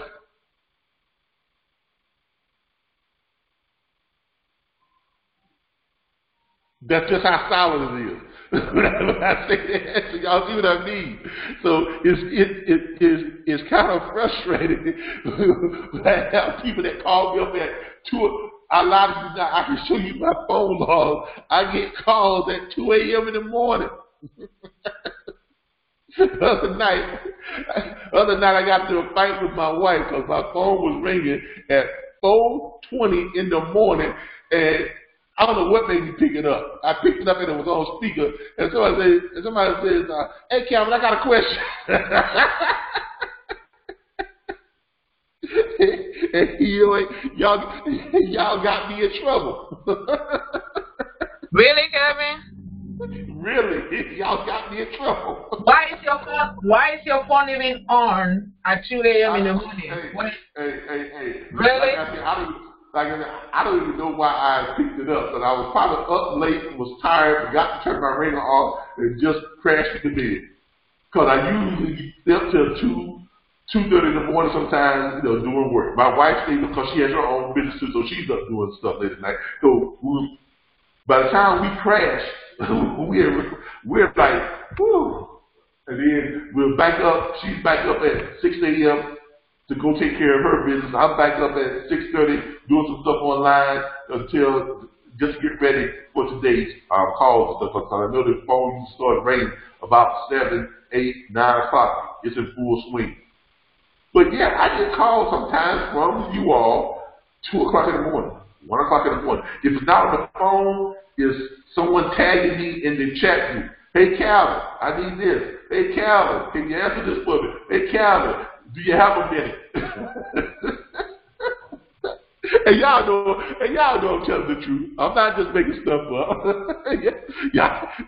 y'all know I'm telling the truth. Now I understand that a lot of you all will stay up late at night and you're doing stuff. A lot of you all are in your truck and you're kind of up late at night. You're going through our platform and you're trying to figure things out. But you got to remember now too. Okay, I'm running a business. Okay, I'm doing this all the time, all during the day. You know, I'm not Data on Star Trek. You know, y'all a big Star Trek fan like me. I'm not Data. Okay, I'm not an android. I need sleep. I need some personal time. Just remember that. Okay, I need some personal time. All right, and I need time to be able to work on this platform for you all. Now, if I'm constantly doing stuff like that, when do I have time to work on the platform? Kevin, you need help. I know that. I know that. But right now, you know, we work with what we got, all right? And we got help, and that just lets you know how big this operation is. This operation is still big. And we still want to be able to do what? We want to be different from the other platforms out there. The other platforms, you all don't get near this type of personal attention. They don't get this at all. When you call, if you're part of the other platform, you call, what do you get? An answering machine. Or you get an automated service. Or you get a telemarketer. Okay? That's what you get. Okay? You hardly ever get to own other companies. We had a review that was sent in to Indeed that I just love. And the review stated something about, you know, the CEO of the company even takes time to consult with me. Who does that? I love that review. Okay? I mean, literally, he said, who does that nowadays? And he's right. No one does that nowadays. That's why we want to be different. That's why we want to be that exception to the rule of when you all call up, 90% of the time you all get me. I answer the phone. Because every recruitment call that come in, my investor group and my board of trustees, they wanted me to be able to answer the phone. That's why they pay me a salary. In case y'all didn't know how this works. I own the company, but my board of trustees, they pay me a salary. All the money that comes in doesn't go to me. It doesn't all go in my pocket. I wish I could have started this all by myself and keep everything just, but that's just not how it works. That's not how business works. If you want to do something big, you have to reach out to people who have the money and the power to make things happen. And then when they put things into gear for you, when things start coming through and the money starts rolling in, you owe people. Okay? That's just how it works. So Kevin, what I'm hearing from you is a great thing that you're giving entrepreneurship, letting the entrepreneur know the actual, because what you're doing as an entrepreneur is constantly solving problems and issues that arises all the time. And as I watch your video, there's so much of great opportunity that you said in your video. And which, when I'm hearing you talking right now, that's why I said you need help, because you said in your video, and I coach you, that, you know, when you get to a certain point, just for the example of a dispatch, that when you start having 100 trucks, you need to hire other people to be able to help you, because there's just no way you are able to do that. And that's true if you're on that side of it. But if you have a service business, okay, like this organization is, and you have competition, like there's a lot of competition out there when it comes to freight broker training. A lot of competition. Okay? They opted for the easy way out. Now, yeah, we could opt for the easy way out and charge, you know, $1,700, $2,000. Send you a bunch of e-books and have a call center of telemarketers just answer your calls, and that's that. Or we can provide a service that gives you personal attention. Okay? If you're going to provide a service that's going to give personal attention, that's going to separate yourself from everyone else, you have to be willing to step up and make some sacrifices. True. Okay? Now, in any type of business, if you're going to run a business and if you're going to truly set yourself aside, because see, running a business ain't for everybody. My wife will tell you this, and she has learned this the hard way. And now she really understands my side of it, because before, she used to always get on me about staying up late at night. Always get on me about I'm picking up the phone when my students call. Always get on me about, it seems like you're working 24 hours, 7 days a week. And I try to explain it to someone who is not in my shoes. If you try to explain that to people, say, look, when you are running this type of business, when you're running your own business, you really have no time to yourself. You're always at work, always at work. Whether you want to be at work or not, you are at work.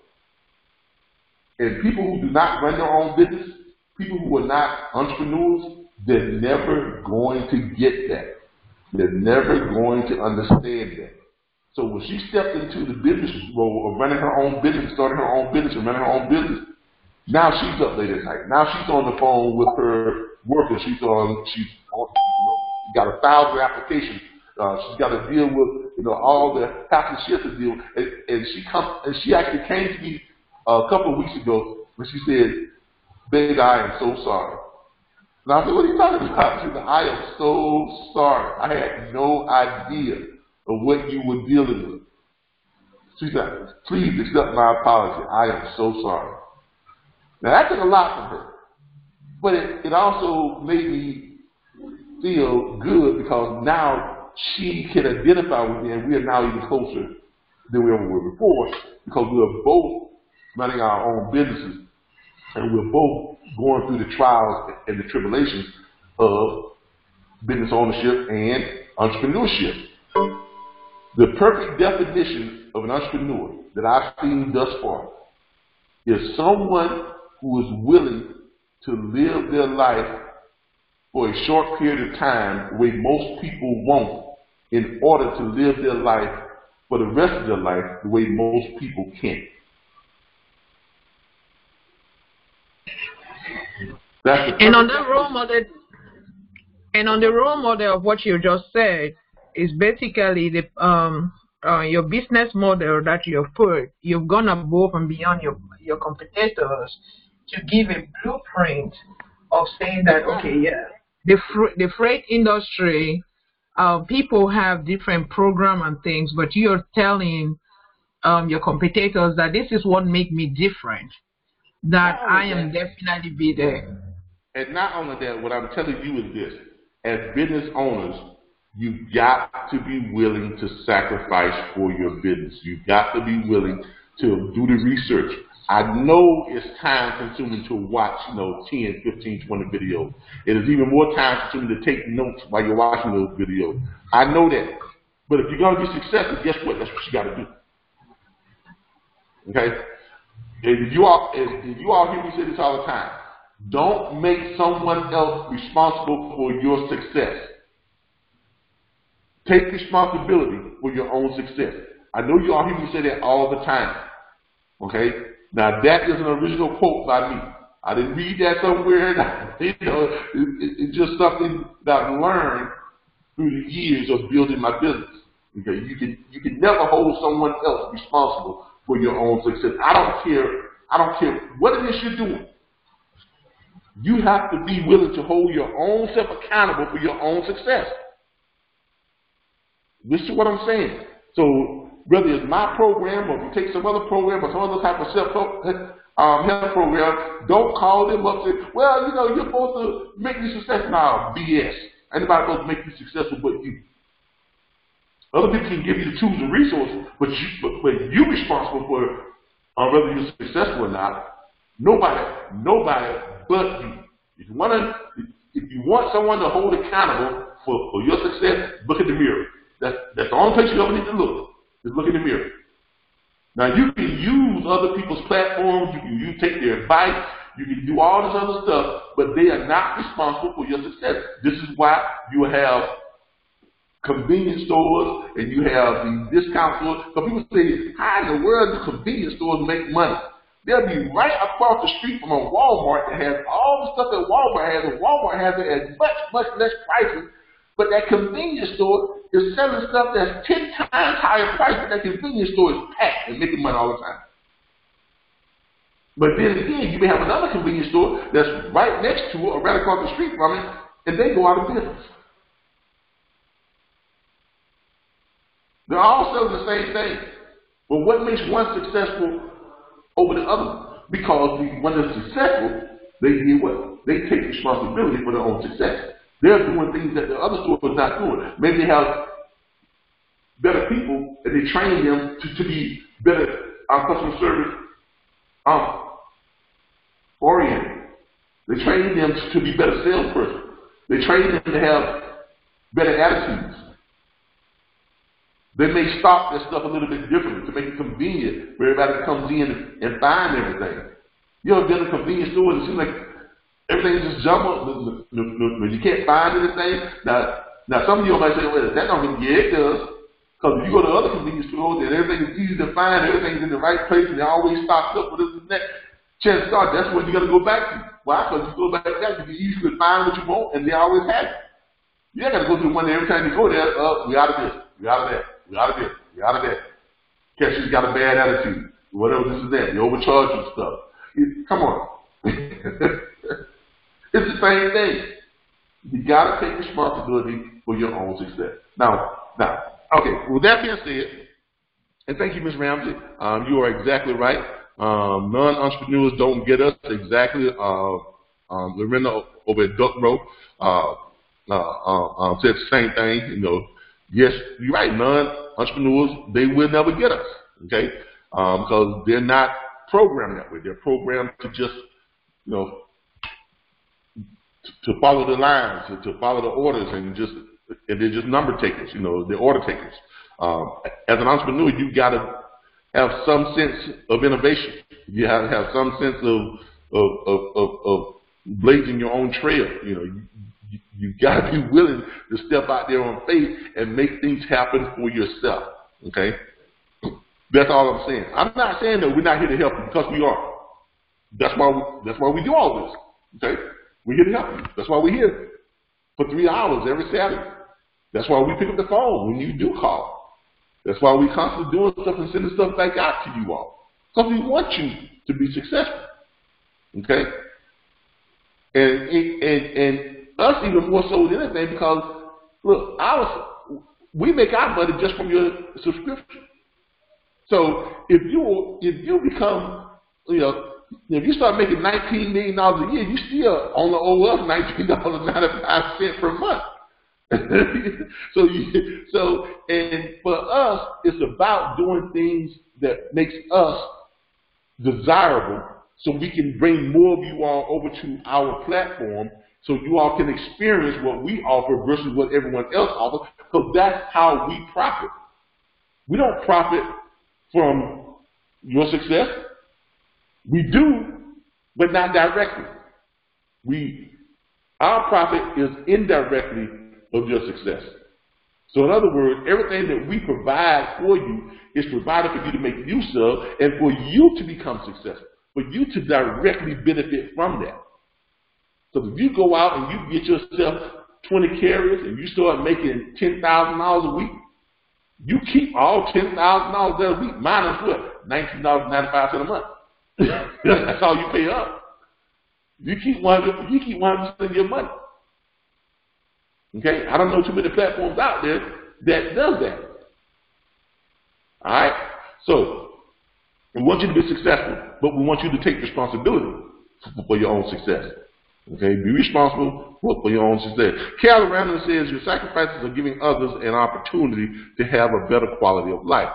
For some of us, we are creating a legacy, and me, myself, I'm truly grateful to you and Charles for what you do. You will reap the seeds that you are sowing. Now, give it. Thank you, Carolyn. I appreciate that. I know Charles appreciates that, and that is so true. But we want that we also want that type of sentiment to translate over into your businesses as well. Okay. All right. let's get back to what we were talking about. All right. Let's see here. Give me a second. Let me go back. All right. We were talking about our appointments, or how you set your appointments now. So let's go back here. All right, to the square. Where's my square? Where's my square? Oh, here it is, right here. All right. Now, instead of you all calling to set your appointment, you can now come online and you can now set your appointments. As you can see here, we have when you come in and you set your appointment, you can go to your online, the booking. You're going to click on the booking and go to the booking site. You can go to the booking site. Come on. There we go. Go to the booking site. Okay. Now this is how I set it up, but anyway, I'm gonna show y'all what the booking site is here. So that's what the booking site looks like. Now not only do we have booking for our subscription members, but we've also added a consultation service for our non-subscription members. Now, if you are a subscription member, this is all included in your monthly subscription fee. Okay, so you don't have to pay anything for your consultation. Now, you can schedule one 1-hour consultation per week or 3 half-hour consultations per week. You cannot combine them. Now, somebody, I'm not going to call a name, but you know who you are. Somebody tried to get slick, and they tried to do, they schedule, what did they schedule? They schedule they schedule an hour, they schedule a 1-hour consultation, and then the same day they schedule a half-hour consultation. Yeah, I know that equals up to an hour and a half, just like 3 half hours did. But when you do that, you're taking up block time that someone else could have. So you can't combine them. Okay, you're either gonna do your 3 half-hour consultations, or you're gonna do your 1-hour consultation per week. Okay, you can't try to mix and match them and get more time, or mix and match them to take up more block space. Because we have space in between the consultations that gives us downtime to be able to prepare for the next consultation. Because we're not going to schedule a 10 a.m.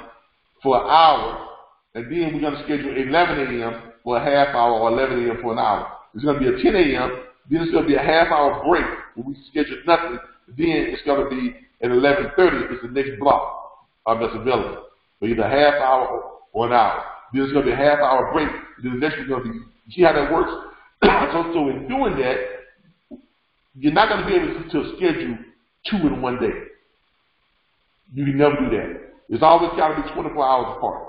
So if you schedule a 1-hour consultation, and then you want to schedule a half-hour consultation, the half-hour consultation has to come on 24 hours later. You're not going to be able to pick up a whole, a day of blocks by mismatching and combining consultation time. Okay?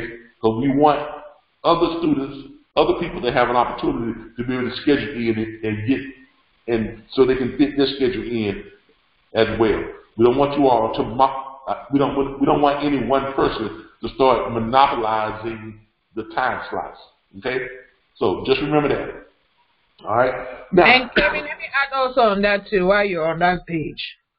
I said let me add also on what I tried to do, which when I saw the schedule an appointment, I felt like that was a very great update, which was really great because as an entrepreneur, you want to schedule all your appointments to be able to put it and keep to that appointment. So I was excited about it, and I'm like, hey, okay, let me go ahead and schedule my appointment for the whole month of March so that I just put it and know that, okay, this is what I have to do. I realized you did something really interesting. You take it weekly. And if I try to go in and schedule for the next week, you have to request a code. And even when you request a code, you still need to approve that. Exactly. So once Once I look at the schedule, I still got to approve it. Why? Because we may have stuff that's scheduled already that might not be blocked off. I mean, let's face it, my time is split between a lot of stuff. So if I've got something that's coming up that's very, very important, or something that I need to do business-wise, I'm not gonna be stuck to an appointment schedule, especially when it affects the business on a large scale. So just keep in mind, when you all schedule your appointments, I'm going to go through them about a week in advance, and I'm going to look at them and see what we have available. I'm not going to approve a whole block of appointments for the next year out. Nah. That's not going to happen. That's not going to happen. I'm going to go here and I'm going to look at it. I'm usually going to look at them, and I'll approve them for that week and maybe that next week out. I'm not going to approve anything past that. I'm going to wait till the week before, and then I'll look at my week coming up, and then I'll approve them for that week, depending on what's scheduled and what we got going on. Okay, so and it's like she said, if you try to do it that way, it's gonna tell you that, or it's gonna let you know that these have to be approved. You can schedule them, but they still have to be approved. Now, for our non-subscription members. Okay, if you are not on the subscription plan, or if you're not even a member of our platform and you want consultation, it is going to cost you. Okay, plain and simple. You're going to have to pay for it. All right, we have non-subscription consultations, as you can see here. The hour for each 1 hour consultation is $49.99. For a half-hour consultation, it's $25.99. Okay, that's not $25.99 for all 3 half-hour consultations for the week. That's $25.99 for each half-hour consultation. So yes, you come out better by scheduling an hour consultation if you know you're going to need more than one of the half-hour consultations you get per week. Okay, so if you come in and you schedule 3 half-hour consultations, you're going to wind up paying what, $75. Or you can just schedule 1 hour consultation, knock it out, $49.99. Okay? That's how it works. And they have them all, the booking things right here where you can book them. They're very easy to book. If you are on one of the paid consultations, you click on it, it's going to pull it up, and it is going to tell you the available dates. If dates are already booked up, it's not going to show them. It's only going to show you the available dates and the available times and the slots that's available for that half-hour consultation. Okay? All right? Like it tells you here, available on Monday the 11th, we have a 9 o'clock, then we have an 11 o'clock, we have 11:30, we have a 2 p.m., we have a 4:30, we have a 5 o'clock. If all the other things not showing, that's because they are already booked. They're already taken up. Okay? So that's how that goes.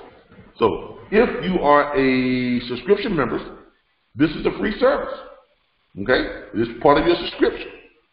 Right? You get this along with your subscription. This is one of the advantages of being a subscription member. This is one of the advantages of paying your subscription.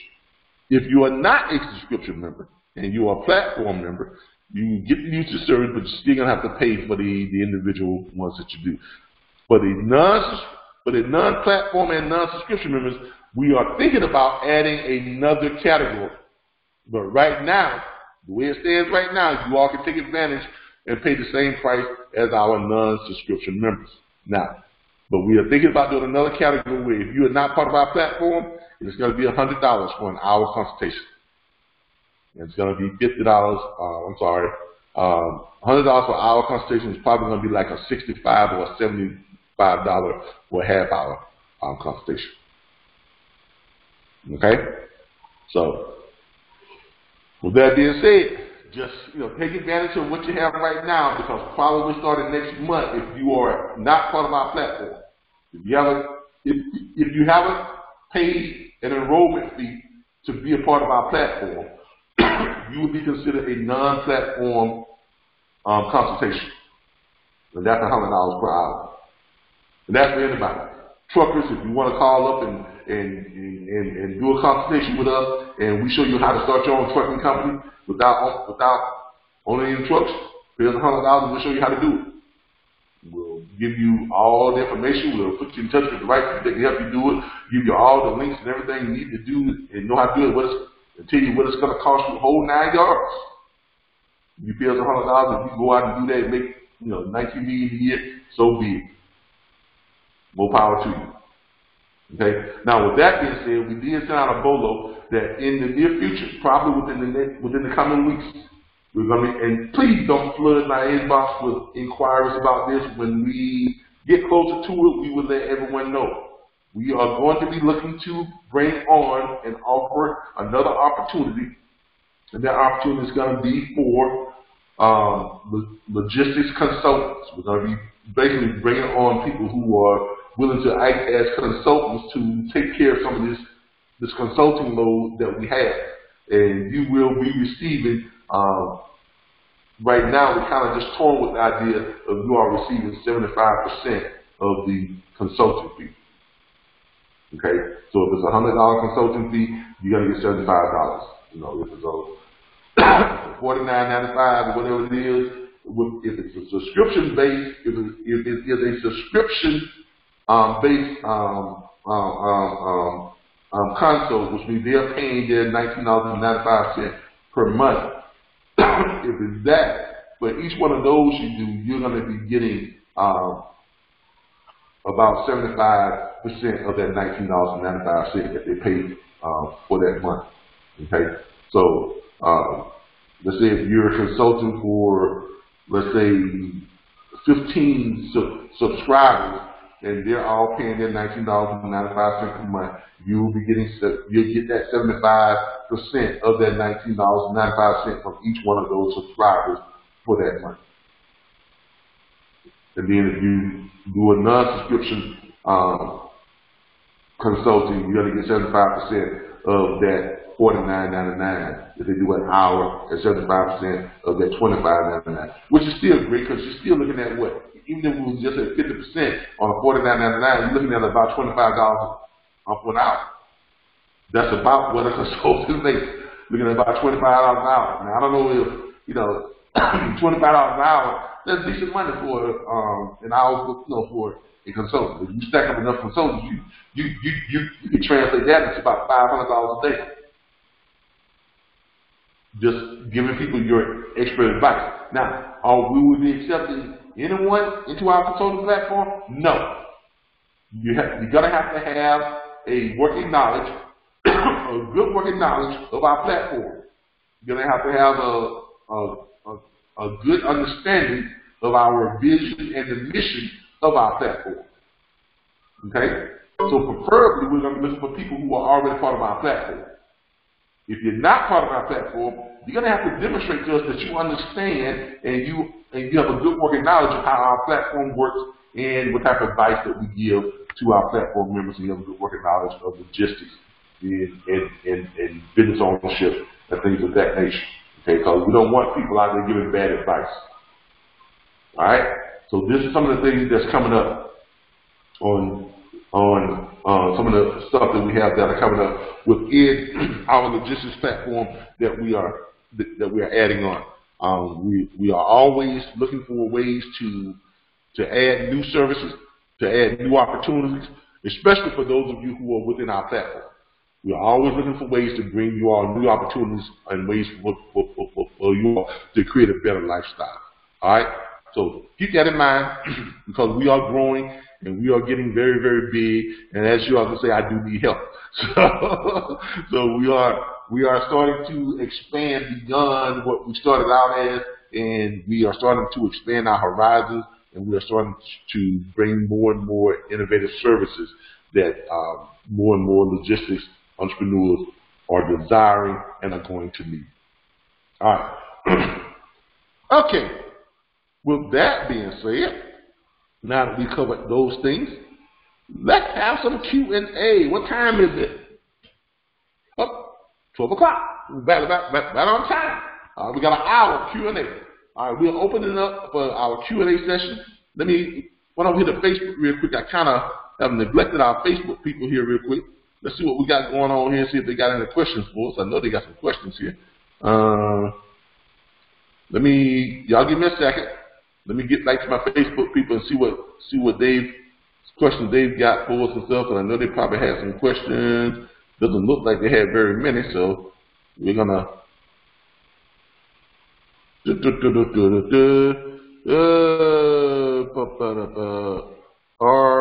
are echoing. Yeah, I know I'm echoing because I got my Facebook open and I'm talking on my mic and stuff, so the echo is loud.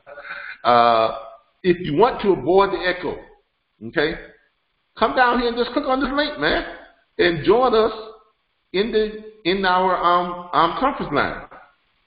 If you scroll through the comments, there it is right there. It says, you can click on the link and you can join our live conference and you can participate just like our students do. And you won't get that background feed. And this is going to be rebroadcast once we get the recording up on YouTube. We're going to post it so you'll be able to go back and look at it again too. Hey, love. My wife is sending me loves and kisses that y'all can see there. So I'm going to say, hey, love back. So let me, all right. So let's kind of take that out a little bit. But she's sending me loves and kisses, so I'm sending her loves and kisses back. So thank you, baby. I appreciate it. All right. Let's go back to our thing here on what's called. All right. Q&A. All right. Questions. We're opening up our thing for questions. Now, this is the part of the program when I say, we have questions all week, and I ask you all to ask questions, and we have crickets. So here we go. Questions. And we are open for questions. It is Q&A time. Hey, Cap. Yes, ma'am. Okay. Hey, this is Stacy. On the square,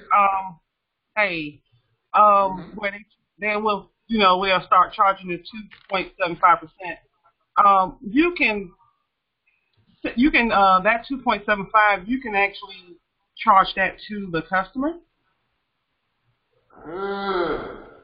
Can you add that in? Look, if you add it in, then what's it doing? It's still going to charge you 2.75 that total amount, right? Right. So you're steady. Look, I wouldn't get into that because that's kind of like that gray line. Now, if that's what you want to do, that's what you want to do. Me personally, I wouldn't do that. Okay. I just know that some stores that they actually charge you.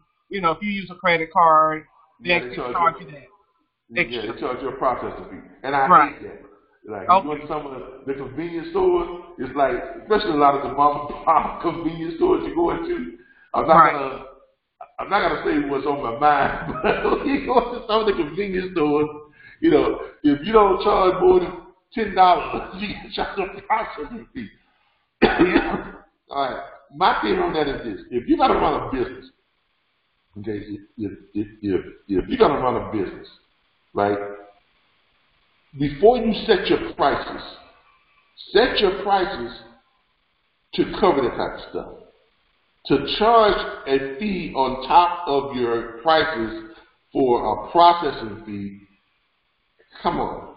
You should have the foresight to go ahead and, put your stock and your prices up to a point to where that's already covered. Yeah, that's a great idea. You understand what I'm saying? So, if you're going to do that, have your dispatch fee to reflect the extra percentage. If you're normally charging 7%, you can charge 8%. If you're not, or 8.5% on your dispatch fee. If your fee is 10%, you go to 11% or 12.5% if that's what you want to do. But don't tell me my dispatch fee is 10% and then you go and you add another 2.75%. And make me pay for, your business expenses. You get it? That's how I feel about it. Because I always try to look at it from a standpoint, if I were a customer how would that make me feel? Okay? But that's just the cost of doing business.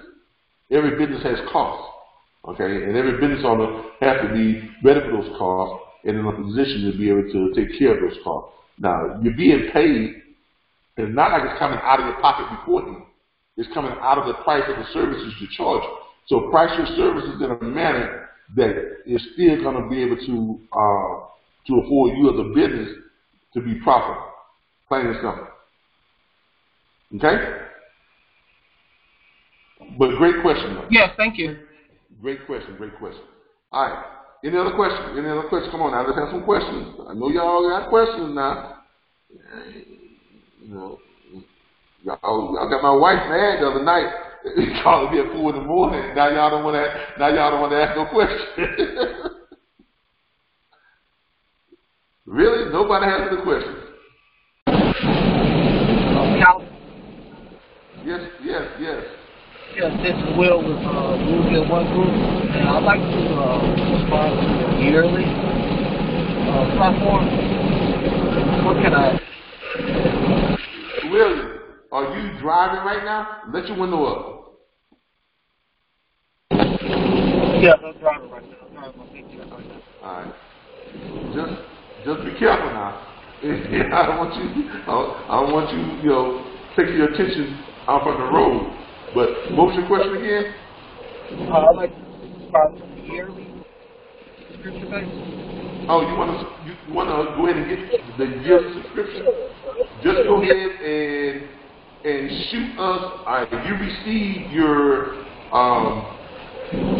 when you signed up with us, you received a set of emails and text messages.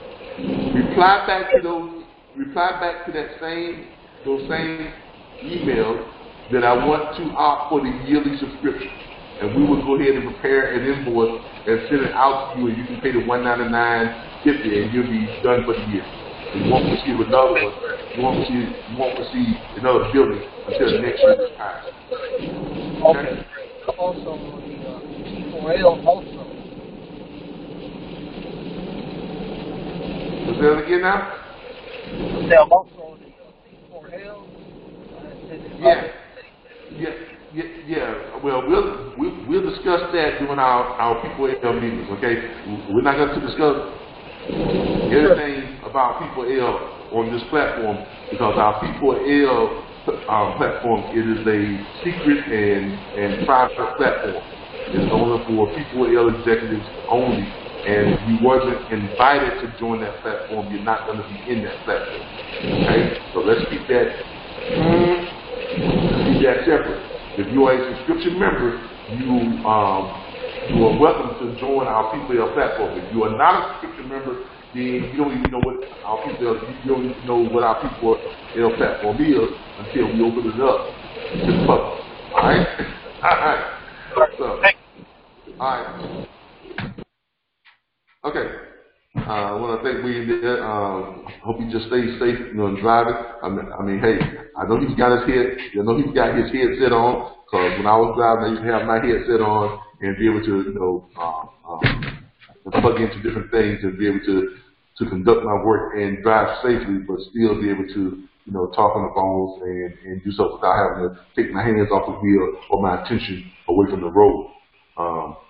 And to be honest with you, a lot of times that kept me awake.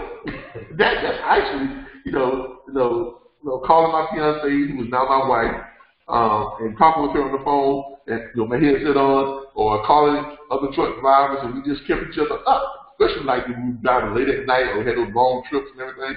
We would call and just talk to each other. We would talk about anything and everything. A lot of times I would tune in to satellite radio and then connect with them on my headset and participate in some of the radio talk shows and things. That kind of stuff keeps you alert, keeps you awake. It keeps your mind from just wandering off and you just dropping off at the wheel. Trust me on that. Okay, trust me on that. Having that headset on and being able to interact with people really kept, me in that seat for 6 hours driving straight. 6-7 hours straight drive. Those of you who haven't experienced that, woo, something else. But that's how we do it. That's what we do, is make sure that you all got your goods and services and all your toys and stuff you need, your food, your clothes, whatever you need it. That's what we, as truck drivers, that's what they go through, and that's what we went through. All right, Stephanie has a question. What's your question, Stephanie? Talk to me.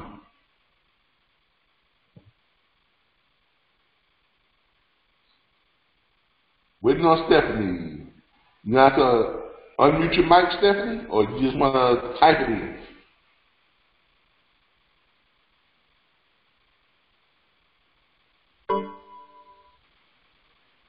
Stephanie, can you hear me? And Stephanie, can you hear me?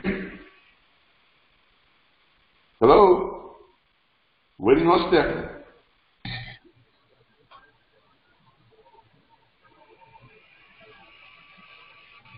Stephanie, do you have a question?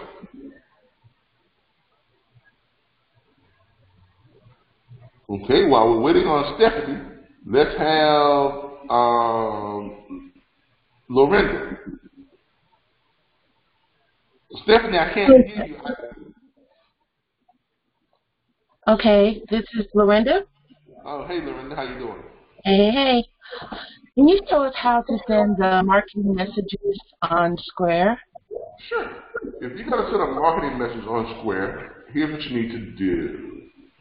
Here's what you need to do. Let's go here and get onto our, where's my Square thing in here? Here we go.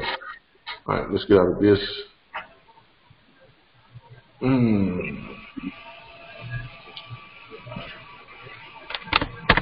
Let's go back to our Square main page. All right, if you're going to send a marketing message on Square, you're going to go to your dashboard.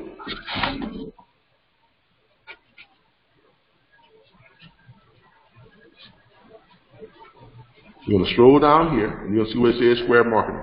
You see the marketing? See that? You're going to click the marketing tab. Right? Now, you can send an email marketing tab. You can send in the email marketing, or you can do a Facebook marketing. Okay? You do a Facebook campaign or an email campaign. All right? Now, if you're going to do an email campaign, you're basically going to click on here. Right? All right? All right. See the newest campaigns, whatever, or you're going to create one. All right? You're going to create your campaign. Go up here where it says create. All right? And you get to choose Facebook or email. Okay? Let's do a Facebook one real quick. Let's do a Facebook campaign. Now, Facebook campaigns will cost you. Okay? No, they won't. No. Let's do this. Let's do a Facebook campaign. Offer coupons. Send a quick update. Send an event invitation, or announce new products and services. Let's do an announcement. Right? Click the announcement. All right. Introduce your customers to your latest offerings, whatever it kind of tells you on what it is, and then you go up and you click continue. Okay? You go up and you click continue. Takes you over. Type in your message.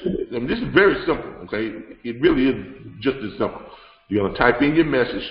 Okay? Type your Facebook post or import text from your email. Okay, so what you're going to do is you're going to come over here and you're going to say, let's just say, we are excited to show you these new products. But you know what? I like that right there. Check out our new products. We are excited to show you these new products. Now you can change this if you want to. As you can see here, you can change it and type in just whatever you want to type in there, but I like that right there. So you have new products, then you come in and then you edit what that product is. Now, you can edit the items, right, by changing the image. You can change the image, upload an image. You got an image, you know, in your back office or something. Let's go with the, I'm going to go with the chat. I'm going to go with our new chat platform. Okay? Go down here, you find the image you're looking for. And here's the image I'm looking for, just right here. Okay? The consultation hotline. All right? That's what I'm looking for. All right? You're going to select that. Bam. That's up right there. Right? And then you come down here and you can type in, you know, a little link that takes you right to the little consultation hotline or whatever this is next. You can put in the item, edit the item, find the items you want to do.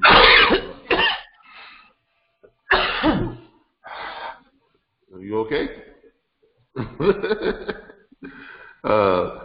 But let me do this. Let me do this one. That was nice. Yeah, let me do this one. Let me do individual platform enrollment, job fair, ultimate broker package. Let's do this because I haven't put this out yet. I haven't done very much advertising on this. Let's do this corporate enrollment 20 agents. All right, we're gonna do that one. All right. See how I changed it? It changed my image because I put the newest color in there. All right. So let's do that one. Okay. And then you click done. All right. That's done. And then you click continue. Now you can change your background color and stuff like that too to make it. Here, let me show you. If you want to make it pop more, you can go in here. You can change your color. Okay. You go in here and let's see, give it a purplish kind of look or whatever. You go over here and you can, you know, increase the darkness of it. You know, kind of give it, you know, kind of do your own custom colors and, you know, just whatever and whatever. Okay, you got that in there. All right. Then you click continue. All right. Then you're gonna get your own little colors in there and everything. Then you click continue. You didn't grant Square the required Facebook permission. Please try again. Let me connect with Facebook. There we go. Approve. And Square is pretty much gonna, you know, it's gonna tell you what's what. It's gonna walk you right through it. All right. The budget is 0. Advertising budget. Okay. Now Facebook is gonna want to charge you for some of this stuff. I'm gonna put 0. See, please select Facebook page. Oh yeah, I'm sorry. Okay, select which page you want to post on. Okay. You see, I got a lot of pages. Yeah, I do a lot of stuff on Facebook. I'm gonna do this on that one. Okay. And you can do several pages too. You can do like, yeah. Well, you can only do one, I think, on this one. All right. I select that one. Continue. All right. Included monthly subscription. Now, this is if you want to do this type of one. All right. You hit continue. Subscribe to Square Marketing. Subscribe to marketing. Now, that's if you want to do that right there. Okay. Your current payment method is your Wells Fargo checking, and it will tap right into your Wells Fargo, and it will charge you that. Now, I'm not going to do that just now because I don't want to go that far. All right, but then you review and then you see it, and then it will go right to Facebook. Now, that's if you're doing a Facebook marketing. Now, if you want to do, let's say, just a regular Square marketing and email marketing. Yeah, like how you sent the message to us about the news. Okay. Oh yeah, you can just simply do it this way. Go to your dashboard. You want to send out a mass email or something like that. Now you gotta have people plugged into your Square customer base or your Square contact now. If you don't have people in your contact, I mean, you have to port them over from either your email or something like that. Okay. Simple. Going to create a campaign. Can you upload the contacts with the CSV? Yeah, you can.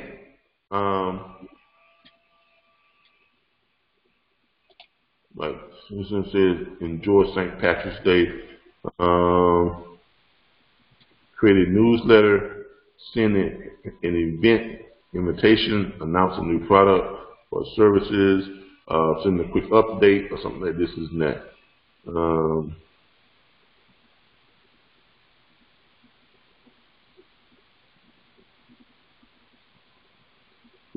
But anyway, you pick your product or service or whatever you're trying to do. If you want to make changes to it, you can make changes to it, okay?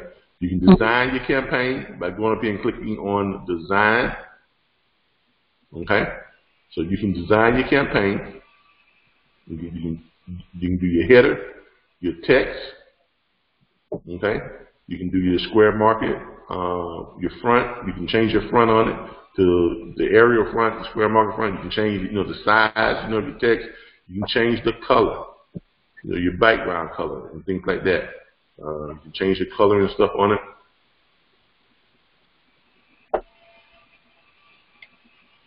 And then once you've done that, you select your audience, all customers, or you can custom, where you want to send to a subset of reachable customers. Like I have all 472 of you all in my back office area right now. So I'm going to send this to 472 emails. These are all my subscription-based people and things like that. And if I send this out, now I can review the campaign. Okay? Got it. Well, whatever, and I can click send now. Okay? How do you want to pay? Actually, what I did, the last one I did it without. It was a free one, because I didn't do it as a updated of service. Send unlimited emails, post or boost. I don't want to post or boost to Facebook. I don't want to post or boost to Facebook. Hold up here. Let's go back. Oh, I see the subscription there, $15 a month. Yeah, but you don't have to do that. Because the last one I sent out, it didn't charge me anything. It just depends on what you're sending out. Like if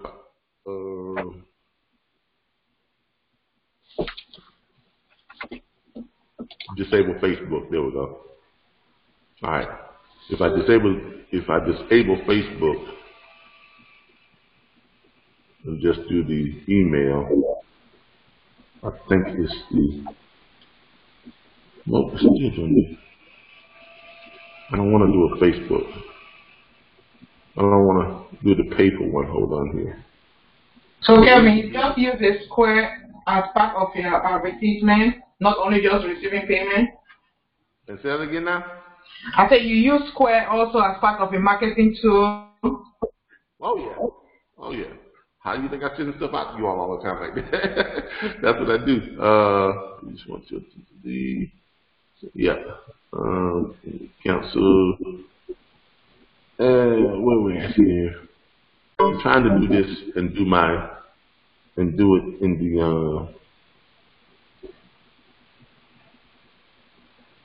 okay.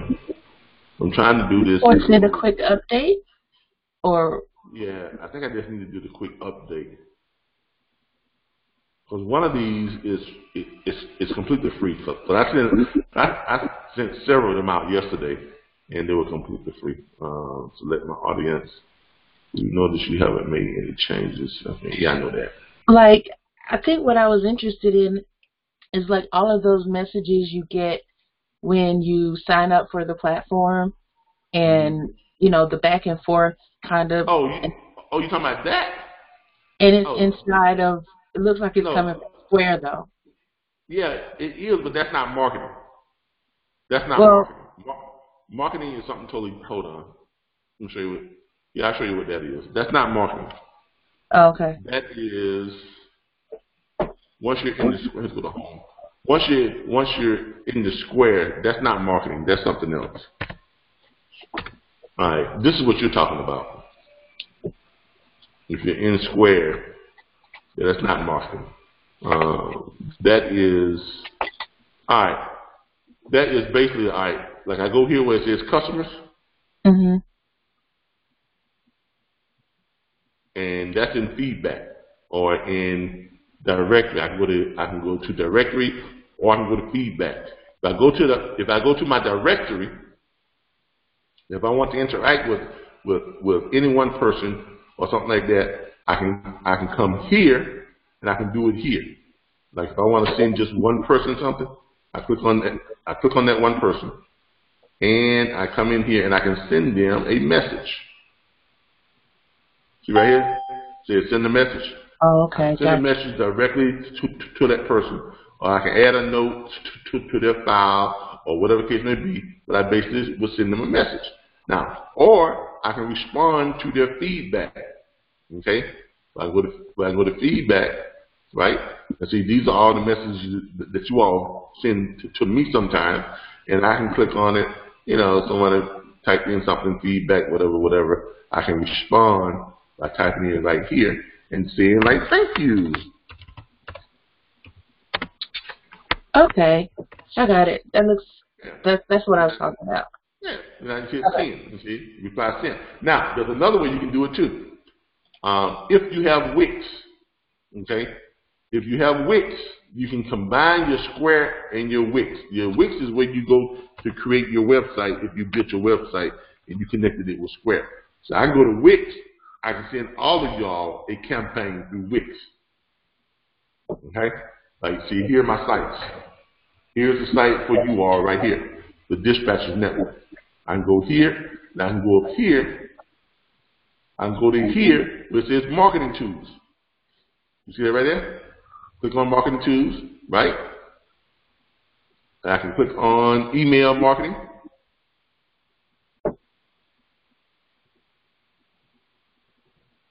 There it is right there. You see these different things that I send out? You see this right here? I sent that out to 523 views, 323 of you all clicked on it.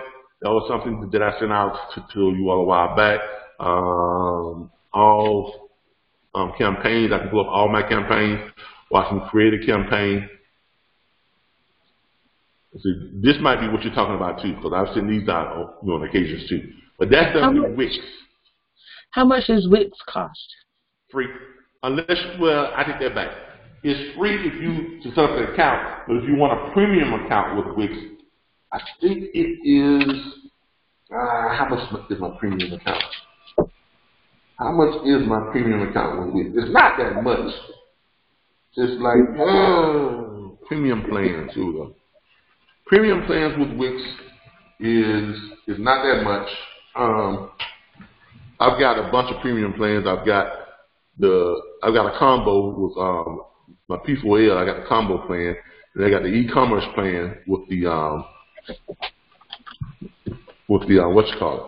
So I got the e-commerce plan with this one. What does that one cost? It doesn't show me what it costs. It just says that it's active. Monthly, my billing cycle is monthly. It's not going to show me what it is on here. It just says that it's active. Okay, I'll go check it out. Hold on here. Let me manage payments. It'll probably tell me what it is here. My little Visa. Yearly cycle, domain. Because I got like mailboxes and domains and yearly cycles and you know, but it's not that much. It's not that much. Plan actions, upgrade plan, view vouchers, update payment. Nope, I don't want to do any of that. All right, but you can go and, it's not that much. Let me check out my billing here. Oh, yeah, here it is right here. Yeah, for the biggest one that I got is like $59. Is that per month or is that per year? That's the Ascend Unlimited with Wix, and then I have. Oh, I see the e-commerce premium plan, $21. Yeah. yeah, the e-commerce one is $21. I have the Ascend Unlimited also, which is $59, and I have the Premium Plan Combo, which is $17, and I have the Quick Apps form, which is $2. that's what I say. I invest a lot into my business. Okay, so Okay. you have. I mean, if you're gonna want to set up your business on this type of level, you're gonna have to invest into it. Okay, I mean that's just no way around it. You're gonna have to invest into it. You're gonna have to pay an investment. But that's why I can do this and charge you all just $19.95 a month, because you go out and you put in the bigger investment, and for people who don't have a broad view or a broad scope or any type of vision, they're gonna look at it and say, why you spend all that money on? Why you spend almost, because I spend almost just a little over $3,000 per month for everything that I offer to you all. Okay? Now, that's money I gotta pay, whether you all pay or not, right? So by doing that, and then if I can get enough people to come in and put together a service that they can use and take value in it, all I gotta charge you all is what? $19.95. I don't have to charge you all, $700 to take my course, or $3,000 or $5,000 or $2,800. I can charge $19.95, $199.50 per year. Okay. That's it. If I got enough of you all, you see what I'm saying? If you create something of value, when you can attract enough people, you don't have to charge an ungodly amount of money. You can charge a minuscule amount of money and still make a ton of money. And each individual is getting the same services and resources, so they're getting a ton of services and resources for their little bit of money. But you're paying for a lot of services and resources, and you're paying the greater amount of money, but you're offering it to a ton of different people. Makes sense. Okay? All right. But that was a good question. It gives you some, that was a question about the insight of how to structure a business and create a profitable business by you paying for the upfront cost, and then you charging a small minuscule fee for everyone else to access your on the things that you paid for. That's basically what we do. All right. Any other questions? We got some more questions here. I have one. Yeah, and who am I speaking with? This is Damien. Okay, Damien, give me a second, because Stephanie was in line. Stephanie says, I'll just type it. My question is, if today is Saturday and I want to start contacting carriers and finding freight for drivers on Monday, hypothetically, if I don't have my LLC, can I still get started with your program? Yeah, of course you can. All you need to get started with our program is actually, you don't need that. It is preferred if you're getting started with us as an independent dispatcher. Now, because remember, our program is for freight brokers, independent dispatchers, freight forwarders, and for owner-operators. Okay? Anybody who is in the freight business, trucking business, can join our platform. All right? Now, if you're joining as a broker, you got to have certain things already in place. You got to have your bond already. You got to have your authority already. You got to have your MC number and DOT number. You got to have your insurance. So you have to be an actual bona fide, ready to go, bonded and insured broker. If you want to start our platform as an independent dispatcher, all you need basically is a tax ID number. You can go to iris.gov, and that takes about what? 5 minutes? That's it. Go to iris.gov, put and type in the search area EIN, and it's going to pull up apply for an EIN number. You're going to click that, you're going to go, and you're going to apply for your EIN number right there on the iris.gov site.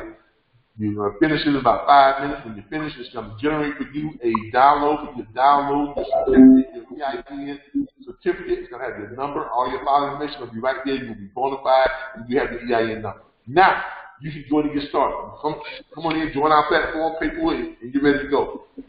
Now, before your tax deadline for that year, in this case, before April 15, 2020, before April 15, which is next year, 2020, you've got to have established with the IRS how you are going to file. You have to either have yourself set up as a LLC, a corporation, a sole proprietorship, a partnership, whatever it could be, and you've got to have that registered with your state, whatever your state filing is.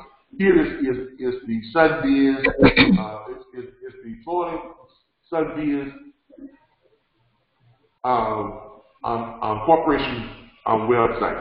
And here in Florida, that cost me about $275 to file as an LLC. Okay, you go through Rocket Lawyer, and they'll do it for you. They do your whole package and everything, and they'll also be your registered agent, and they'll be your registered agent and everything. I think their package is like $325, something like that. Okay, but you got to have that done before you file, before your tax filing deadline for the year that you are operating, and that means you got to have that done before April 15th of 2020. Okay. All right. Hopefully I was able to answer that question for you. Stephanie also asked, and if I don't have, she also says that if I don't have, where we're here, or if I don't have my LLC yet, then how do I? Well, I just answered that question.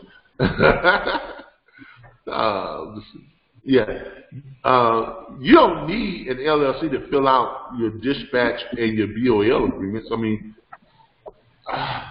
all right. You're not filling out BOL agreements. If you are a dispatcher, you're not the one who's doing the BOL. It's the carrier is the one that's got to do all that. The carrier is the one that's picking up the load. He's the one dropping the load. So when he goes to drop the load, the BOL is going to come from the place he dropped the load off at. They're the ones he's going to get that BOL from. He has to sign it. All you're doing is you just sending paperwork back and forth between your carrier and the broker you got the load from. That's all you're doing, basically. You're finding the load, you're sending the paperwork back and forth. You're just facilitating the transmittal of paperwork as a dispatcher. That's all you're basically doing. You're getting paid for finding the load and just running the paperwork back and forth. Simple as that. You don't need anything to process that. Okay? All right. Now, go ahead with your question, sir. I apologize. And who am I speaking with? It's all right. It's Damien. Hey, Damien, what's up? All right. This is about invoicing. If a driver already have a factoring company, do you still have to call the broker about confirming the payment? Yeah. Okay. Because how are you going to know he got paid? The only reason why you are still your own business, right? And you want to make sure that you do what? Get paid, right? Mm-hmm. So you want to make sure that you're on top of when things happen, right? Correct. So it would be to your advantage a day and a half after you send that BOL over to the broker for you to call that broker yourself and say, hey, Mr. Broker, how you doing? I'm just calling this I'm calling to get the status of my carrier's pay for load number, blah, blah, blah, blah. Because you want to hear that broker say, oh, yeah, that driver got paid yesterday. That driver getting paid today. So you can then what? Because if you haven't received your pay for the driver, you need to be what? Calling them up. Hey, Mr. Driver, I understand you got paid yesterday. I'm going to shoot you my invoice, okay? Right? Okay. And also, can a dispatcher sign a confirmation sheet? No. Okay. No. Don't even get into that. Now, some people tell you, well, you can if you got power. Don't even get in because for one thing, you don't have an authority to sign a confirmation sheet. You don't have an authority. You don't have an entity number. You have no authority whatsoever to sign. I don't care if they do give you power of attorney. That authority is not in your name. That carrier authority, the MC number, none of that is in your name. The only thing you have the authority to do if they give you authority to do so, if the carrier tells you to do something, the only real thing you have the authority to sign, not sign, is to complete the broker package, the carrier broker package. That's it. You can do that, but it still has to bear that driver's or that carrier's signature. Okay? You cannot sign stuff that requires an authority signature that needs to be done. And you cannot sign BOLs. You cannot sign confirmation sheets. Okay? Okay, gotcha. Now, do some dispatchers do it? Yeah. Are they wrong? Oh, yeah. They're definitely wrong. Because then you're setting yourself up for what? That driver will say, I didn't sign that. I'm not paying you a doggone thing. What are you going to do? Nothing. What can you do? Because he's got a document that has your signature on it, and that's illegal. You're just setting yourself up not to get paid by a carrier. You always want to have their signature. Why? Because that's your fallback. That's what you have as proof when you attach those documents, and if they don't pay you, you send them over to the Federal Bond Service, send them over to the DOT or the Federal Motor Carrier Association to file against their authority. Okay? Good question, though. Great question. Hey, all right. I have a question, Calvin. Sure. And who am I speaking with? This is Carolyn Ramsey. Hey, Carolyn. Hey, Carolyn. Hey. Nice to meet you again. Yes, sir. Through L. Hodge Washington's assistance, I've been able to acquire a carrier. Through what now? Say that again. I've acquired a carrier. Okay, so you have acquired a carrier. Yes. The cents per mile that they're looking for is $2.50, and the driver is based out of California. But the load boards that I've been using, or the ones that I have access to, I hadn't been able to find anything in that price range. Speaking with the carrier, Have you been in the back office site lately? Yes, sir, I have. Have you checked some of the private load boards? Yes, sir, I have. Have you ever been to find $2.50 per mile? No, sir, I haven't, not yet, based on the calculation that I've been using. Okay. Go ahead, continue. Say that again. Go ahead. Continue with your question. Okay. He has a dry van. Speaking with him, he's mentioned to me that he also has relationships with some of the brokers out there in California. He's on the West Coast. So my question would be, are there load boards that cater to certain lanes or certain areas or certain industries that maybe I need to subscribe to or check? Go to Lane Honey. Okay. Go to Lane Honey. Will do. Okay. Yeah. Lane Honey is that's the load board you want to go to if you want to see what's going on in certain lanes. Now remember what Lane Honey is.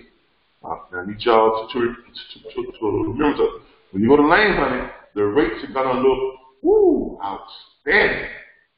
Right. Because remember what Lane Honey does. Lane Honey puts you up on game, as we like to say. Lane Honey is showing you what the broker is actually being paid. The Lane Honey is showing you exactly how much money the broker has in that load. Okay?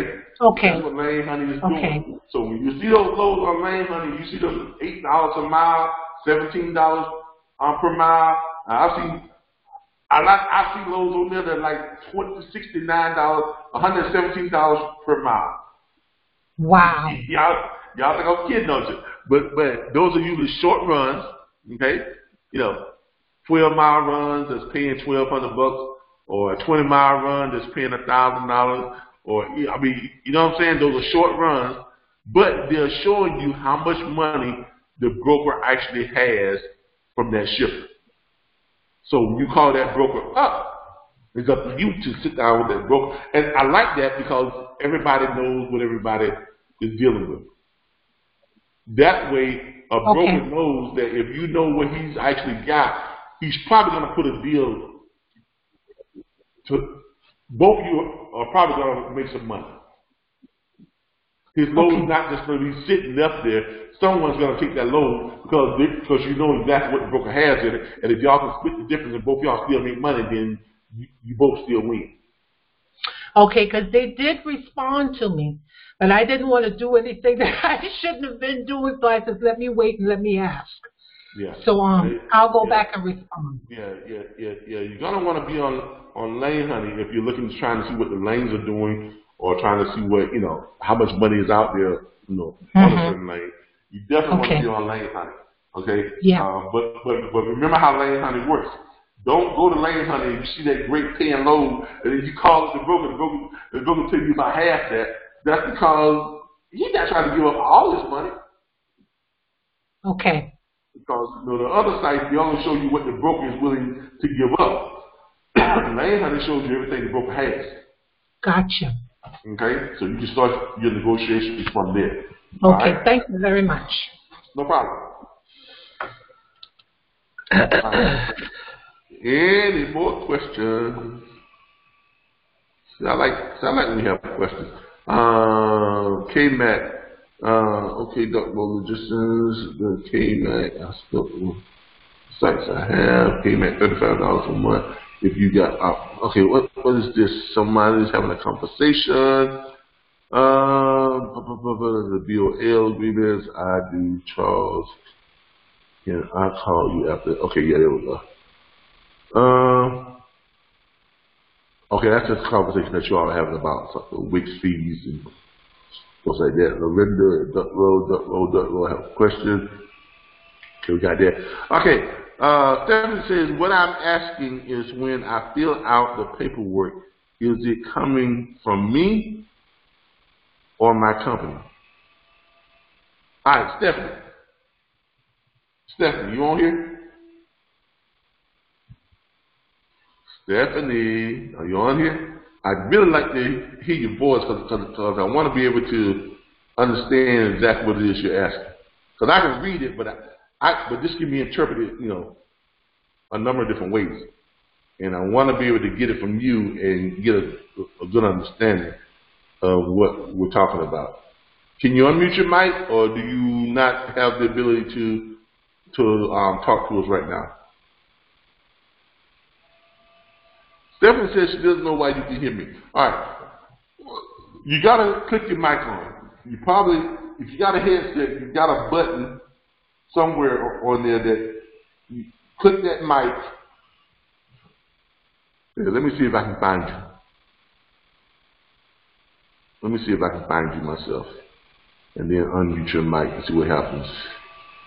Where is Stephanie? There you are. Oh, Stephanie, there you are. All right, your mic is open, looks like. It looks like your mic is open, but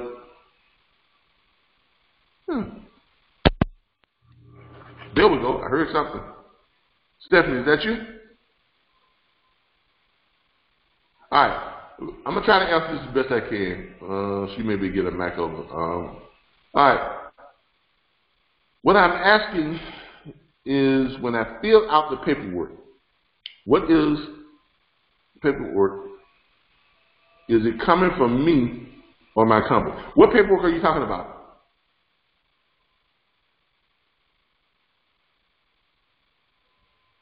Wouldn't type your question in. Type the answer in. What paperwork are you talking about? Are you talking about the paperwork when you do a broker-carrier agreement? Or are you talking about when you send in your dispatch agreement? Are you talking about when you send in paperwork back and forth between the carrier and the broker? Because if you're talking about the dispatch agreement, you're going to fill out your portion of it, and you're going to send that directly to your carrier. The carrier's going to sign and send it back to you. If you're talking about the paperwork between the broker and the carrier, you ain't filling out nothing. The paperwork that the dispatcher fill out when I get the load. All right. You're not filling out anything. That's the whole point. You're not filling out anything. You are basically, after you get that dispatch agreement signed from your carrier, and they have sent you your profile sheet, basically all you're doing is you're calling up the carrier and saying, hey, Mr. Carrier, where you at? Or you send them a text, where you at? WY8, how do you want to do it? That carrier says, I'm in Mobile, Alabama. You say, where you want to go? You say, I don't care, just get me out of Mobile. So you go to the load board. You're looking at the load board. You're trying to find him a load out of Mobile. You're looking at his profile sheet. Your profile sheet says that he needs $1.75. When you find him a load that's leaving out of Mobile that's paying $1.75 or better, you find you 2 or 3 loads. You're going to call that carrier back. Mr. Carrier, I find you 2 or 3 loads that are leaving out of Mobile, Alabama that are paying $1.75 or better. This one is paying $1.90. This one is paying $2.20. This one is paying $2.25. Which one you want? Well, the one that's paying $2.20 is going down to where I want to go. Let's grab that. So he said, great. Let me call the broker and set this up for you. You're gonna call the broker. Hey, Mr. Broker, my carrier wants this load right here. Load number, blah blah blah blah. The broker's gonna say, what's your carrier's DOT number or MC number? You're gonna give it to him. The broker's gonna run that DOT number, MC number. It'll take about 2 seconds, 3 seconds. He's gonna tell you that carrier's good to go. Or he's going to say that carrier needs to fill out a broker packet. If he says that carrier needs to fill out a broker packet, you're going to have him to send that broker packet to you, and then you are not going to touch that broker packet. You're going to read it, and you're going to forward it over to your carrier. The carrier is going to fill that broker packet out. He's going to sign it. He's going to send it back to you, and you're going to send it back over to the broker. Okay? The broker then is going to send you a rate confirmation sheet. You are going to read that rate confirmation sheet. You will not touch or sign that rate confirmation sheet. You will read it. Okay? You will send it over to your carrier for him to sign it. He signs it, sends it back to you. You will then forward it over to the broker. That carrier is now dispatched. The carrier knows where to pick the load up. He knows what time to pick the load up. He will go and pick that load up. He will run that load, and he will drop that load. When he drops that load, the receiving shipper will give him a BOL, or he will give a BOL to that receiving shipper, and they will sign it. Okay? When that BOL is signed, he will send that to you, and you will not touch it or sign it. You will forward it to where? The broker, and the broker will then send that up to his factoring company. Factoring company will cut a check. A couple of days later, you're going to call the broker back. Mr. Broker, I'm calling to check the status of my carrier's pay. The broker's going to tell you that carrier got paid yesterday. That carrier gets paid today. The carrier gets paid tomorrow. Then you are going to prepare that carrier an invoice, and you are going to send it over to the carrier. The carrier is going to click on it and pay for it. Now, in all of that, did you ever have to sign anything? No. You don't sign paperwork. You just shuffle paperwork back and forth. That is your only job as a dispatcher. Find the load, present the load, carrier sends you the paperwork, and you shuffle paperwork back and forth. That's all you're doing. Is stuff hitting your email? Yes. Are you saving that stuff? Yes. Are you signing any of that stuff? No. Okay? That's how that works. So, Kevin, on that note where you were talking, when you send it to the broker. Hold on for that. Hold on for a second, because she just asked a follow-up question.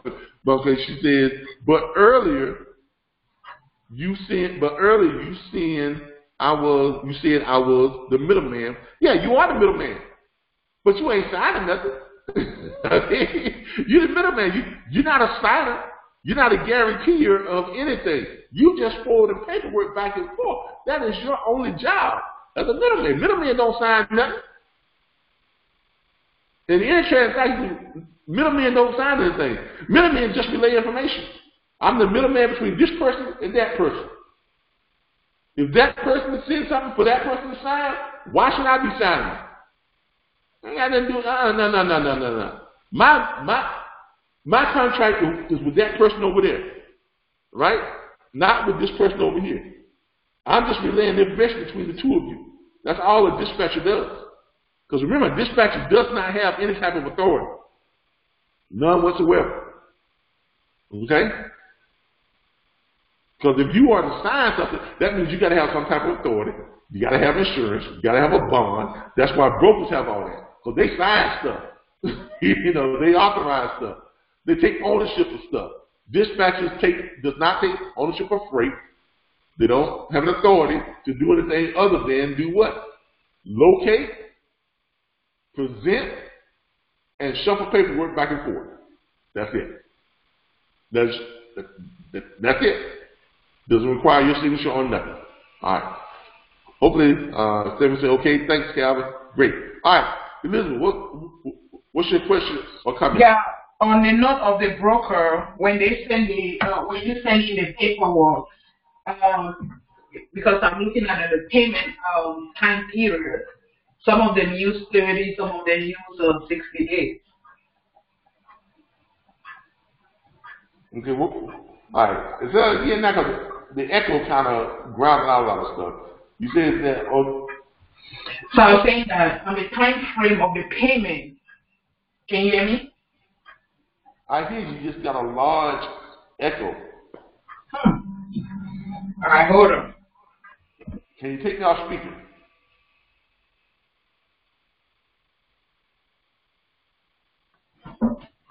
Are you hearing me better now? Great, I hear much better now. Okay, I was saying in terms of the broker, after when you send the paperwork in, some of the brokers take between 30 to 60 days. That is why we encourage the factory, because it takes a shorter period for you to get paid for that particular load.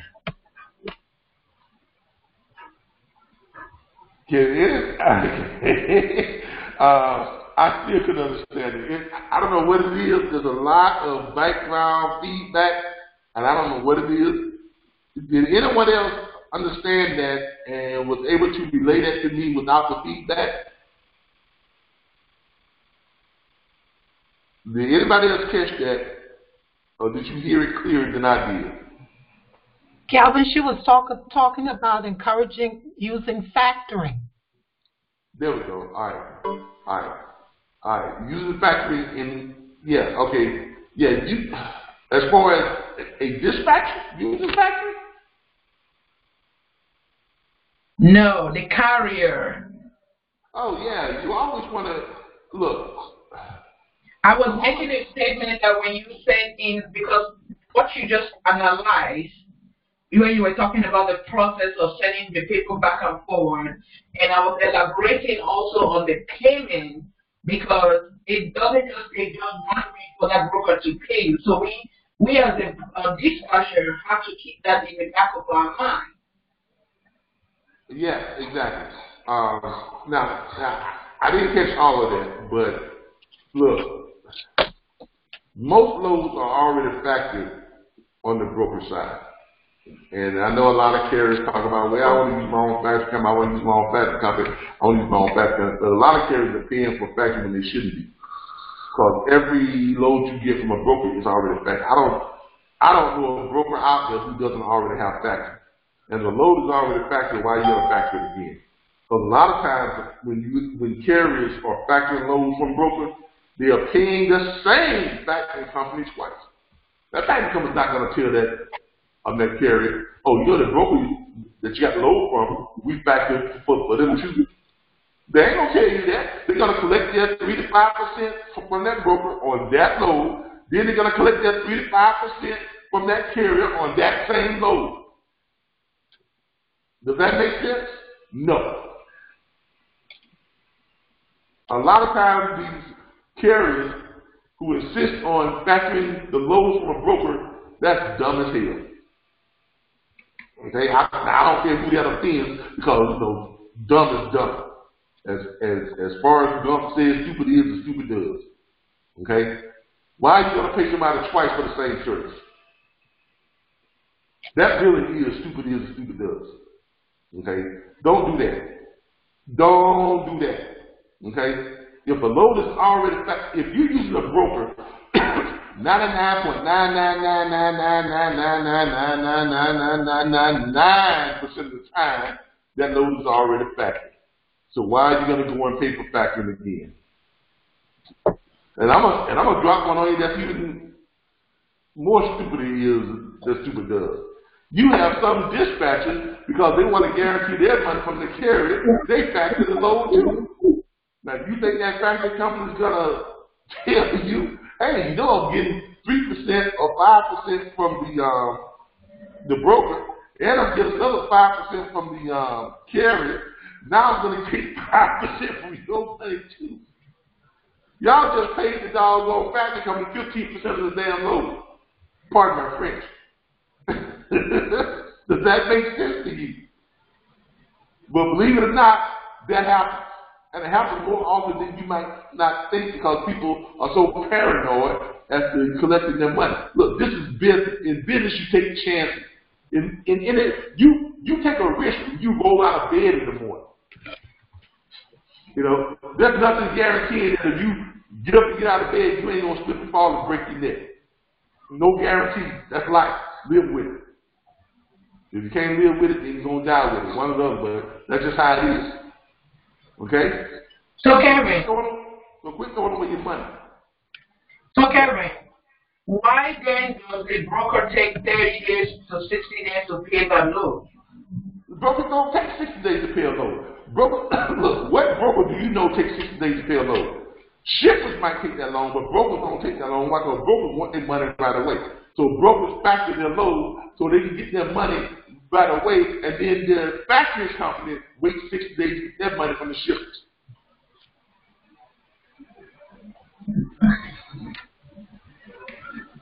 That's how this works. There's not a broker out there that doesn't use factoring. Show me a broker that doesn't use factoring, and I'll show you a broker that's not in business. Because a broker cannot afford to wait 60 days to get his money.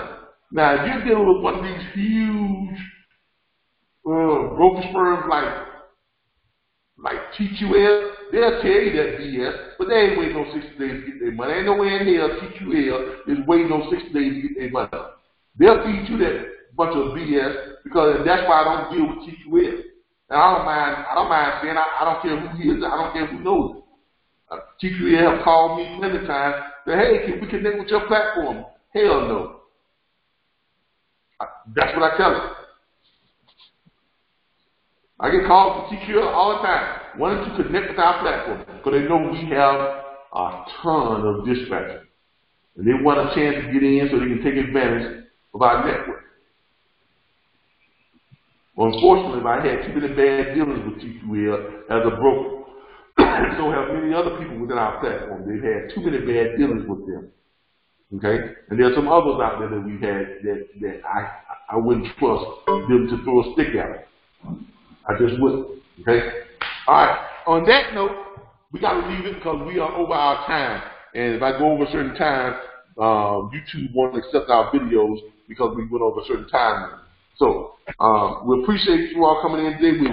There was a great session. We had a lot of good questions and answers, but I've got about 3 minutes to wrap this up. So I'm gonna end all the question part right now, and we're gonna go ahead and do our wrap up. I want to appreciate everybody for joining us on Facebook. I see we got quite a few people who have joined in and asked questions and everything. We appreciate you all for coming in and asking your questions.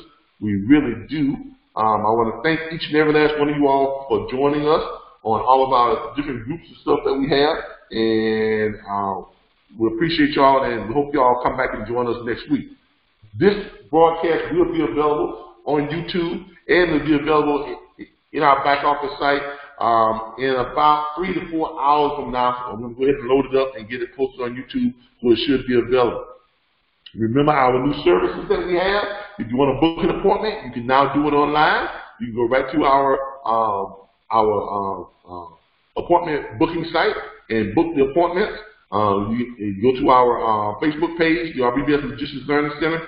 If you go there, you'll be able to see our booking site on our Facebook page, and you can go ahead and book your appointments to do your consultation. We now have consultations for members and non-members alike. Non-members, non-subscription members, you're going to have to pay for your consultation. But trust me, if you want insight on a lot of this stuff, give us a try.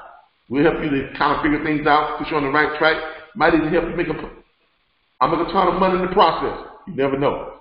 Thank you all again. I appreciate each and every last one of you all.